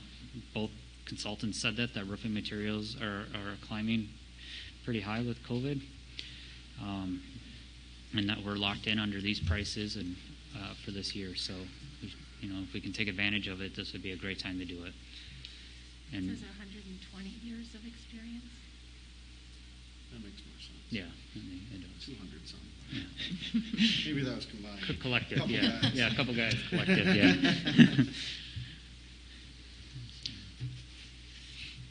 So, how does the board feel about taking some of those funds from the sale of the elementary, putting it back into the new elementary to replace those roofs for 40 years? Yeah, I'm fine with that. I just had a couple things. If Go we do ahead. it this year, you have a disruption for a few days with kids being actually in that building, Right, And, but they're not in that gym. Yeah. But- This would be the gymnasium Yeah. roof. I guess this might not be as loud because they're not screwing and hammer drilling and things like that. So might not be too bad. The other thing would be we only have one proposal from one type of roofing material, and so I wasn't sure. Like when we were looking at tractors, that was slightly half of the cost, and we had 4 options available to this, whereas this one was just one. So. Well, they did kind of present different options, but based on their experience, based on the roofing systems that we have in place, Bill Snow kind of came in with, like, this is what you could do that would be economical, but give you kind of the 30-year period that the district was looking for. Not sure where the funds would land at. They kind of went with the middle ground, saying, okay, you can go less or you can go more. But that's where they kind of landed at that first proposal. So now that we could have the extra funds to put in a better roof, that's where that second proposal is kind of coming in. When we were talking with the consultants as well too, is that like Dave Alchek, he wouldn't even really kind of do much. He kind of came out and did an initial high and stuff like that, but wasn't going to really kind of give us much direction until we signed a statement of work with him. Well, I guess I was just saying, like, this school, I think, has ballasted rubber roof, whereas there we just have one proposal for rolled roofing. So, yeah, that was... But you're going away from the ballasted rubber roof because of the amount of labor that is involved with doing the roof, and then if you have to repair it, you have to shovel gravel until you find the hole. So that's why they're kind of going away from that now and just going to the adhesive to pulling it down. I guess I wasn't saying that we had to have rubber roof, but there's other types of materials that could have been considered that, I don't think they're going to be any better than 40-year warranty and things like that. I did check into a couple other ones, and they were basically 15-year warranty was all they were giving. Sounds about it was similar to the rubber roof, but it was a different style, different type, not as thick. So we just felt that this was a high-quality material we were getting from a good company. It was kind of nice to see that Garland did share some samples with us, and we could see like the difference in thickness of rubber materials, and then seeing the system that they actually use and that they were proposing to us with the backing or the kind of the deck backing, and then layer there's 2 or 3 layers of rubber, then kind of like an asphalt kind of shingle on top of that. But now we would move to an even higher level system with the weather screen on there.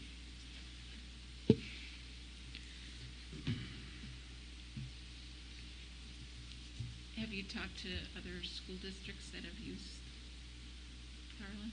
Yeah, so Nate did reach out as we asked him to, and got some positive feedback, compliments. I don't think he really got anything negative back, did you? No, and even Sherry had reached out to some of her contacts that have used it, and actually gave us some tips on just moving forward with Garland in the future after the job's done, what we can do to make sure that they're back around and looking at the roofs again, and what to ask for when we first put it in. Because they did have some districts too that I think he had mentioned Appleton was one that is set up on a regular maintenance plan with them, and like leak plan, I guess I would say, that they literally will come in, they'll take a small percentage fee, but they will manage everything from the contractor to pictures that you may need for insurance if it's doesn't meet the warranty, to handling all that repair work. Will they throw in a chiller? I don't think we're going to get a chiller out of them yet, Marion. Good question. Yeah. Doesn't hurt to ask. Yeah. See if there's a raffle this year somewhere for a chiller. So unless there is no other discussion, is there a motion on the table? can I ask where we are at with the chiller, or since this is maintenance? Yeah, it is on. We actually at the committee meeting that we had last week. Kevin, Ryan, Trevor, myself, Sherry, and Steve were all there. It is on the 10-year plan, and actually closer to, I think, the next year or two. But it's split up between 2 budget years because it's one of the most expensive items on there. So we are going to meet again as a committee, and that will be something that we discuss. But it may be the most expensive item that we have on there. Yeah. In all transparency, too, we met for, was it an hour and a half or so, and then we just ran out of time. So we literally only ended up talking about the roofs at the elementary that night. There was more to talk about. So. And in this case, it's not as pressing because there aren't kids in here. Right. We did do a fix this past year. That was, I think, about 15,000 or so. Yeah. Yeah.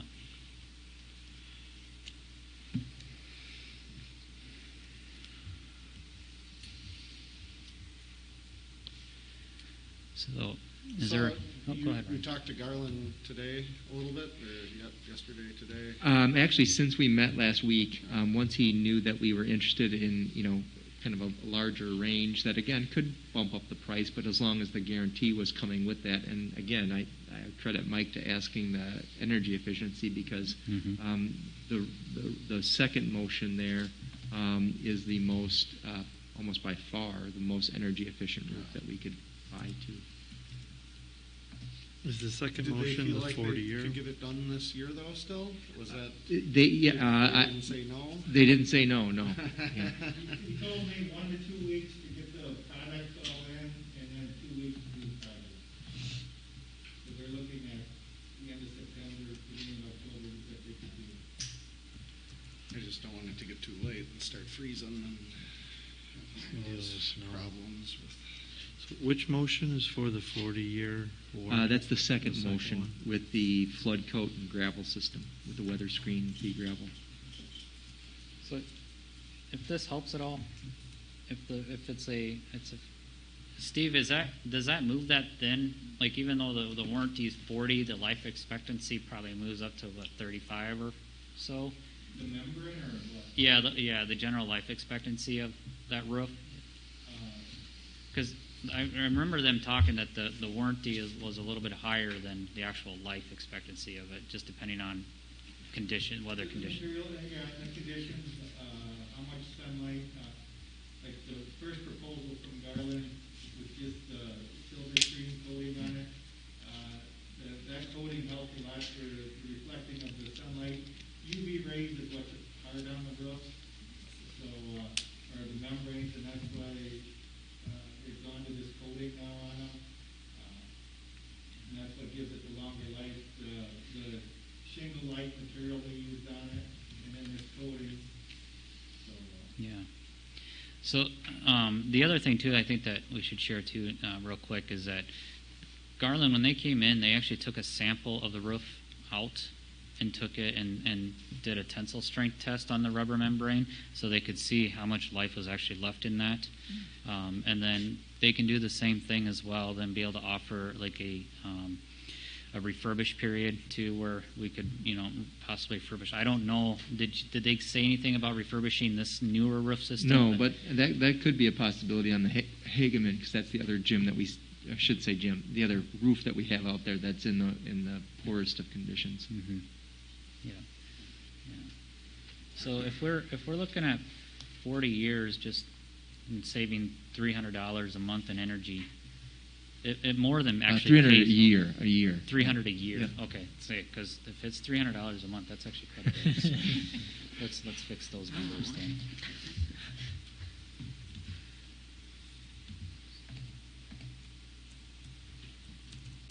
That's still $12,000. Yeah. That's what Sherry and I figured, that you make that $5,000 back for the price difference pretty quickly. Yeah. Will they do 2 for 1? Well, they did say that to the committee that they're a company that doesn't want to do one roof with you. Of course, they want to develop a relationship and do a good enough job that they are invited back to do other projects with us. They've already done the thermal imaging on C.H. Hageman Road. Yeah, that's right. They did do that service for us as well. They didn't charge us for that either, did they? That all ties in with This bid. This bid. Yeah. They really are looking for some sales, I guess. Unless there's any other discussion, is there a motion? Yeah, I'll make a motion to accept the Garland Company's proposal and Pioneer's bid for a flood coat and gravel system using weather screen and pea gravel for the small roof project at the elementary school. All right, first by Kevin, a second? I'll second. Second by Ryan. All in favor, say yes. Yes. Yes. Yes. Any noes? All right, motion passes 7-0. Next up on the agenda here tonight is the Neola Policy Volume 29, Number 1, updates. And hopefully, and maybe, like Kelly and I need to do a better job of making sure that you know where to access what we're looking at when we look at these. We are working now with Scott Brown. Again, he's a former superintendent in the McFarland School District, has been teaching graduate level classes at Edgewood more recently, and then is giving that up to do this Neola policy work full time. And so what we found is typically there's these updates, and usually I showed Marion before the meeting. Usually it's a change in date, an update in a statute, usually a state statute, as to why there's an update. But as we were working with Dr. Brown, I think that was last Tuesday, what we found is that there were 4 new policies that were in there, and we had told the policy committee after the Title IX policy that we would bring those new policies and go through them, because usually there are options for us to choose.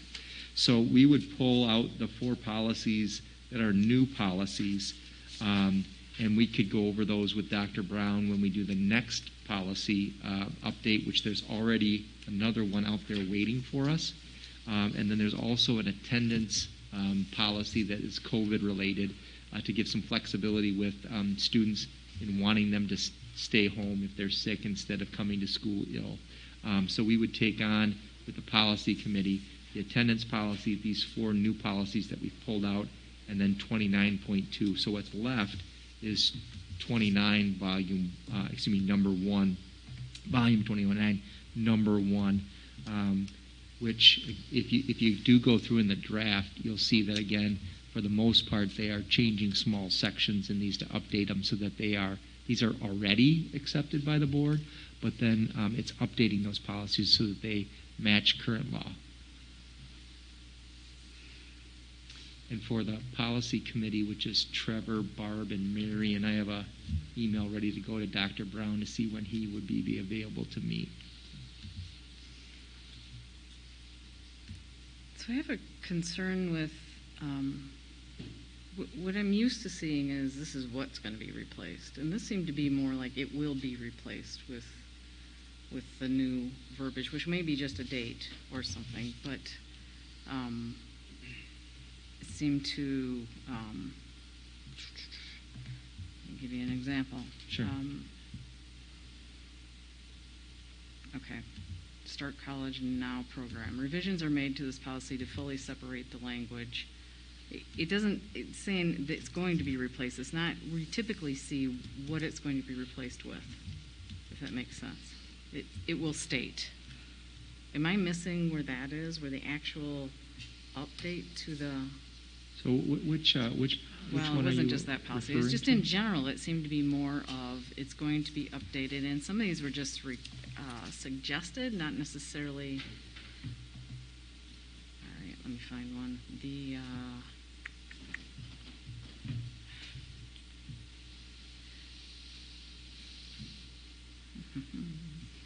Yeah, half the time we go through and we check, here's what we want. I know that would be more on a policy. Right. And Word some of for those new word. ones we've pulled out will definitely And do that. student records, revised to clarify, but it doesn't really say what it's going to be on there. Okay, let's take this one. Policy 8390, animals on district property. And then it goes on to talk about emotional support animals. Yep. Which is not something I've ever heard that we, and then at the end that we were going to, that just seems like, wow, what are we doing here? At the end, it's suggestion, or it's an option. May not be appropriate for some districts. I'm not really getting what wording is going to be on So, the policies. yeah, maybe if I can take you through. So if you're logged into Board Docs and you go to the right in policies and then to draft, you're going to see a section, you have to go to policy manual. So there's the Neola administrative guidelines. And So then this there's was the all in the policy manual. drafts. And then you'll want to go to, right, then you'll want to go to, for board review, volume 29, number 1, and then you'll actually find, Barb, your 8390.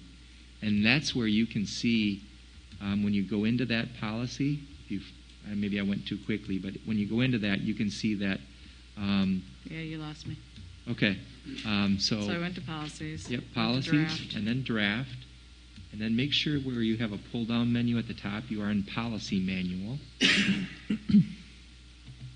And then there's an option down below. It's actually the 1, 2, 3, 4, 5, 6, 7, 8th one down. It says for board review, volume 29, number 1.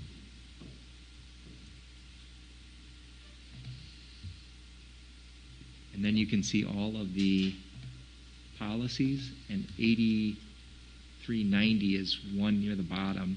When you open that, then you can see the highlighted green and the struck Yeah, red. that's why I was trying to figure out, why am I not seeing this? Because that's what I'm used to. So I did not. And I'm not sure, Kelly, if you're aware if they've changed that recently in Neola, how you access. I went to the very bottom, and so it wasn't the ones for board review, but it was the volume 29, number 1. So I saw everything instead of just The board review to then ours. is you can really see in green what's added, and then in red what's struck, and then you can see usually there's a date that's changed there. So you can see that this hadn't been updated since 2015, this particular policy. So like the one question I had was about 2700.01, Yep. but that wasn't even one that's Right. listed for our review, because we must still have that full list of. So when you go into where you're at now, Mike, you'll see that the change to that policy is reimbursing if a student takes a dual credit class in this case, and then fails it, that we have the opportunity to recoup that fee from them. And that's updated from 2018 to 2020. Maybe I just listed the wrong one. What am I? It's not that important, I guess.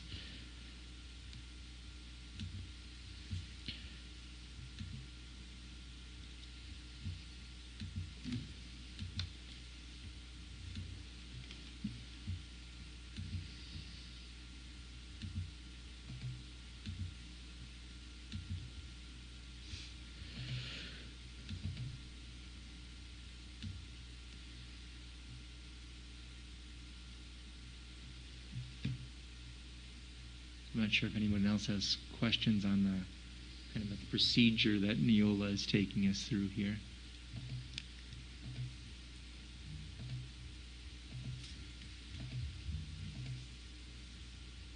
I guess I'm still trying to figure out how you're seeing those changes, because I don't even. Are you in the drafts? See, let's go to the drafts. So if you go into The policy. under policies, there's a draft draft. section. You choose draft. Policy manual in the drop down. No, Far I right. wasn't there.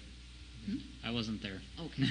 So for this particular time, since maybe we didn't actually fully review it, should we push it off, or what? That's up to the board. So like none of these are time Let's sensitive, see if right? there's not Except a for deadline. He did say what?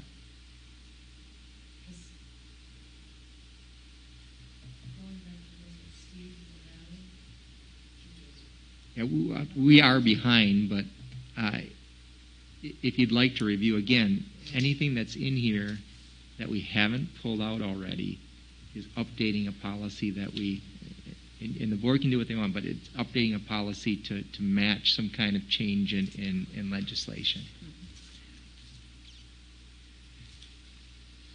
This one, I thought think these has were been going to out just be since- brought forward more as just an attention. And didn't we vote previously that we would just abide by the legislation, unless it was subjective and the district could choose a route?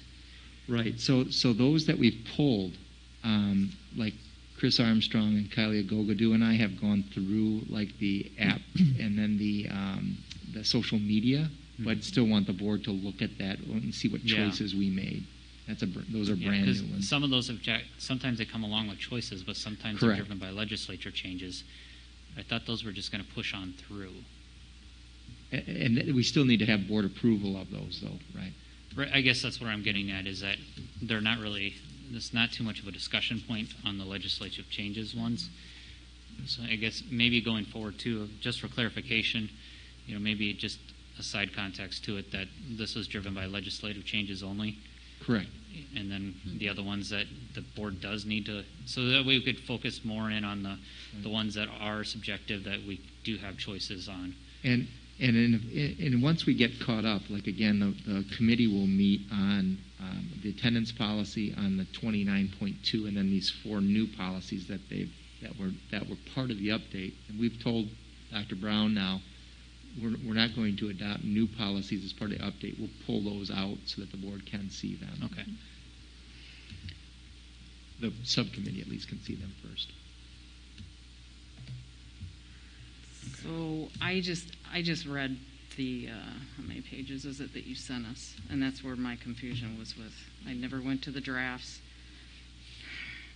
I get that I probably don't have any issue with any of it, but I didn't read through it. Chances are, if we vote on this, I will. Well, let's just, if we're not under a deadline, let's just table it.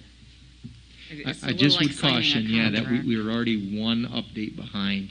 There's 21.2 that's out there now that we would have to review. So I don't think we could get to 29.2 anytime soon if we're going to do 29.1 attendance and the 4 new ones. Okay. But that's certainly something that we could do. But we'll be backed up for a while. But the changes are all based upon changes to legislation. Correct. They're not choices that the board really has. I mean, unless we want to. It's updating. Yeah, remember legislation, that. Which we wouldn't want to do. Right. So we pulled out the brand new ones, and we don't have to have those as part of 29.1. And Scott knows that. Anything else that you see in there is either replacement policy or, just as you're saying, Kevin, they're updating policies that we've already looked at and approved, so that they match current legislation. I think Steve explained it to us the best. He said all these policies have already been board approved. The updates are because, yes, change in legislature or maybe a change in the law. And one thing that he pointed out to us is whenever the board does approve the updates, it still takes up to a month for Neola to change our policies on our website. And in that meantime, our policies are not correct. And I think he said there was no policies in this revision that was like very time sensitive, like you need to get this updated. But like Nate said, going forward, we're going to be quicker on the ball with doing it. But when he kind of explained it, it was kind of like, especially for me, it was like, I get it now.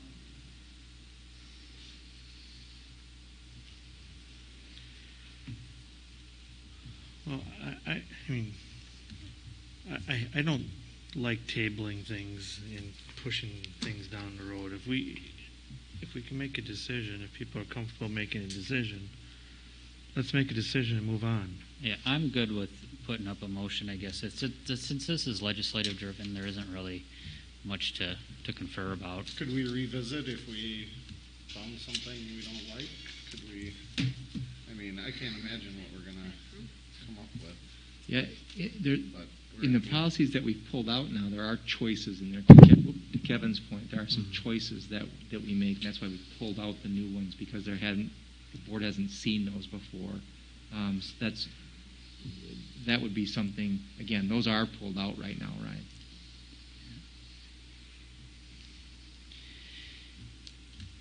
Yeah, I guess I'm with Kevin on this one too. So I'll throw it up if somebody else wants to make a second. But I'll make a motion to approve the Neola Policy Update Volume 29, Number 1, removing policies 2261.03, 2370, 7544, and 8420.01 for future consideration. I'll second.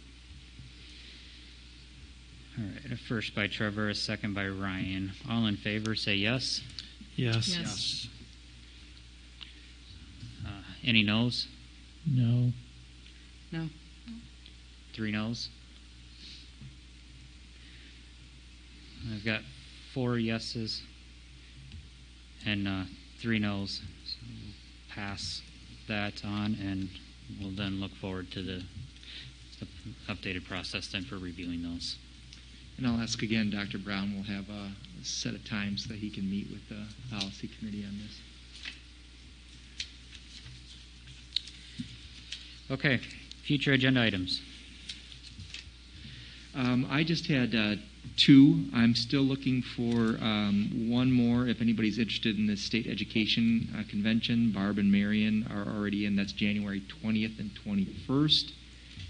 The other thing that would be a future agenda item is at some point we're going to have a public hearing for a instructional minutes waiver. I'll find out a little bit more about this, but because we are not meeting what is our traditional schedule, especially at the elementary school, in those 3 through 6 grades, we'll have to have a waiver. We've been told that there will be great flexibility in those waivers this year from DPI. All right. And then,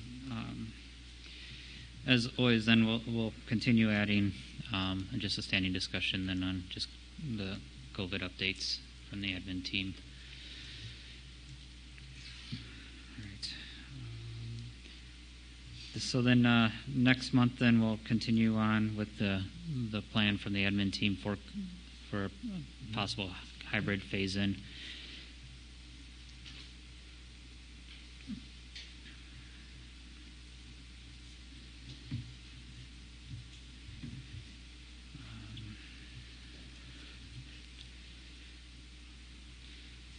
Let's see here. Then, what else do we have coming up? Kelly, do you recall? We have the annual meeting next month as well, preceding the normal monthly meeting. Is that at 6 o'clock? That is at 6. Wait, what's that? 6 o'clock will be the annual meeting. On which day? That would be October 12th, I believe. Yes.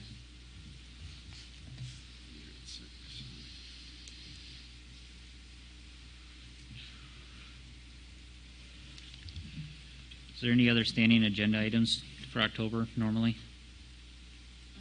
Student count update?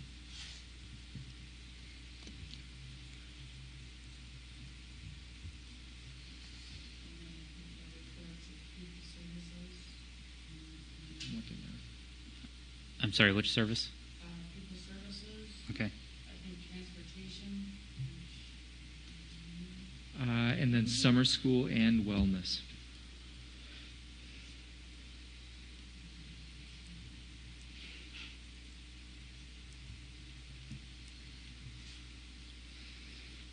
Okay. So then future board meetings, obviously annual meeting at 6 o'clock on October 12th, 2020. Following that will be the normal monthly board meeting at 6:30.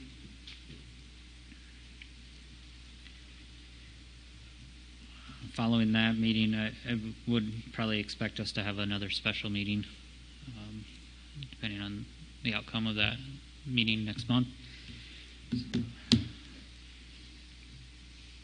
We can look at that as we get closer. But I just throw it out there to the board, probably within the following week, going into the next week. If you have any times that you're not available, just let Nate know. That way we don't slow it down. We can already start putting a plan together for a special meeting. Okay, so we do have closed session this evening. So with that, under the Wisconsin statutes, let me pull this up here. Get back. Oh, that's not what I wanted.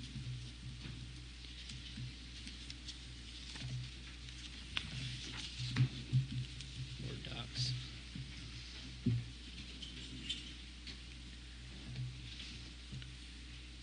Do you need a motion to go into closed session? Yeah, just I'm getting up my words here real quick. I apologize. I changed the page on this.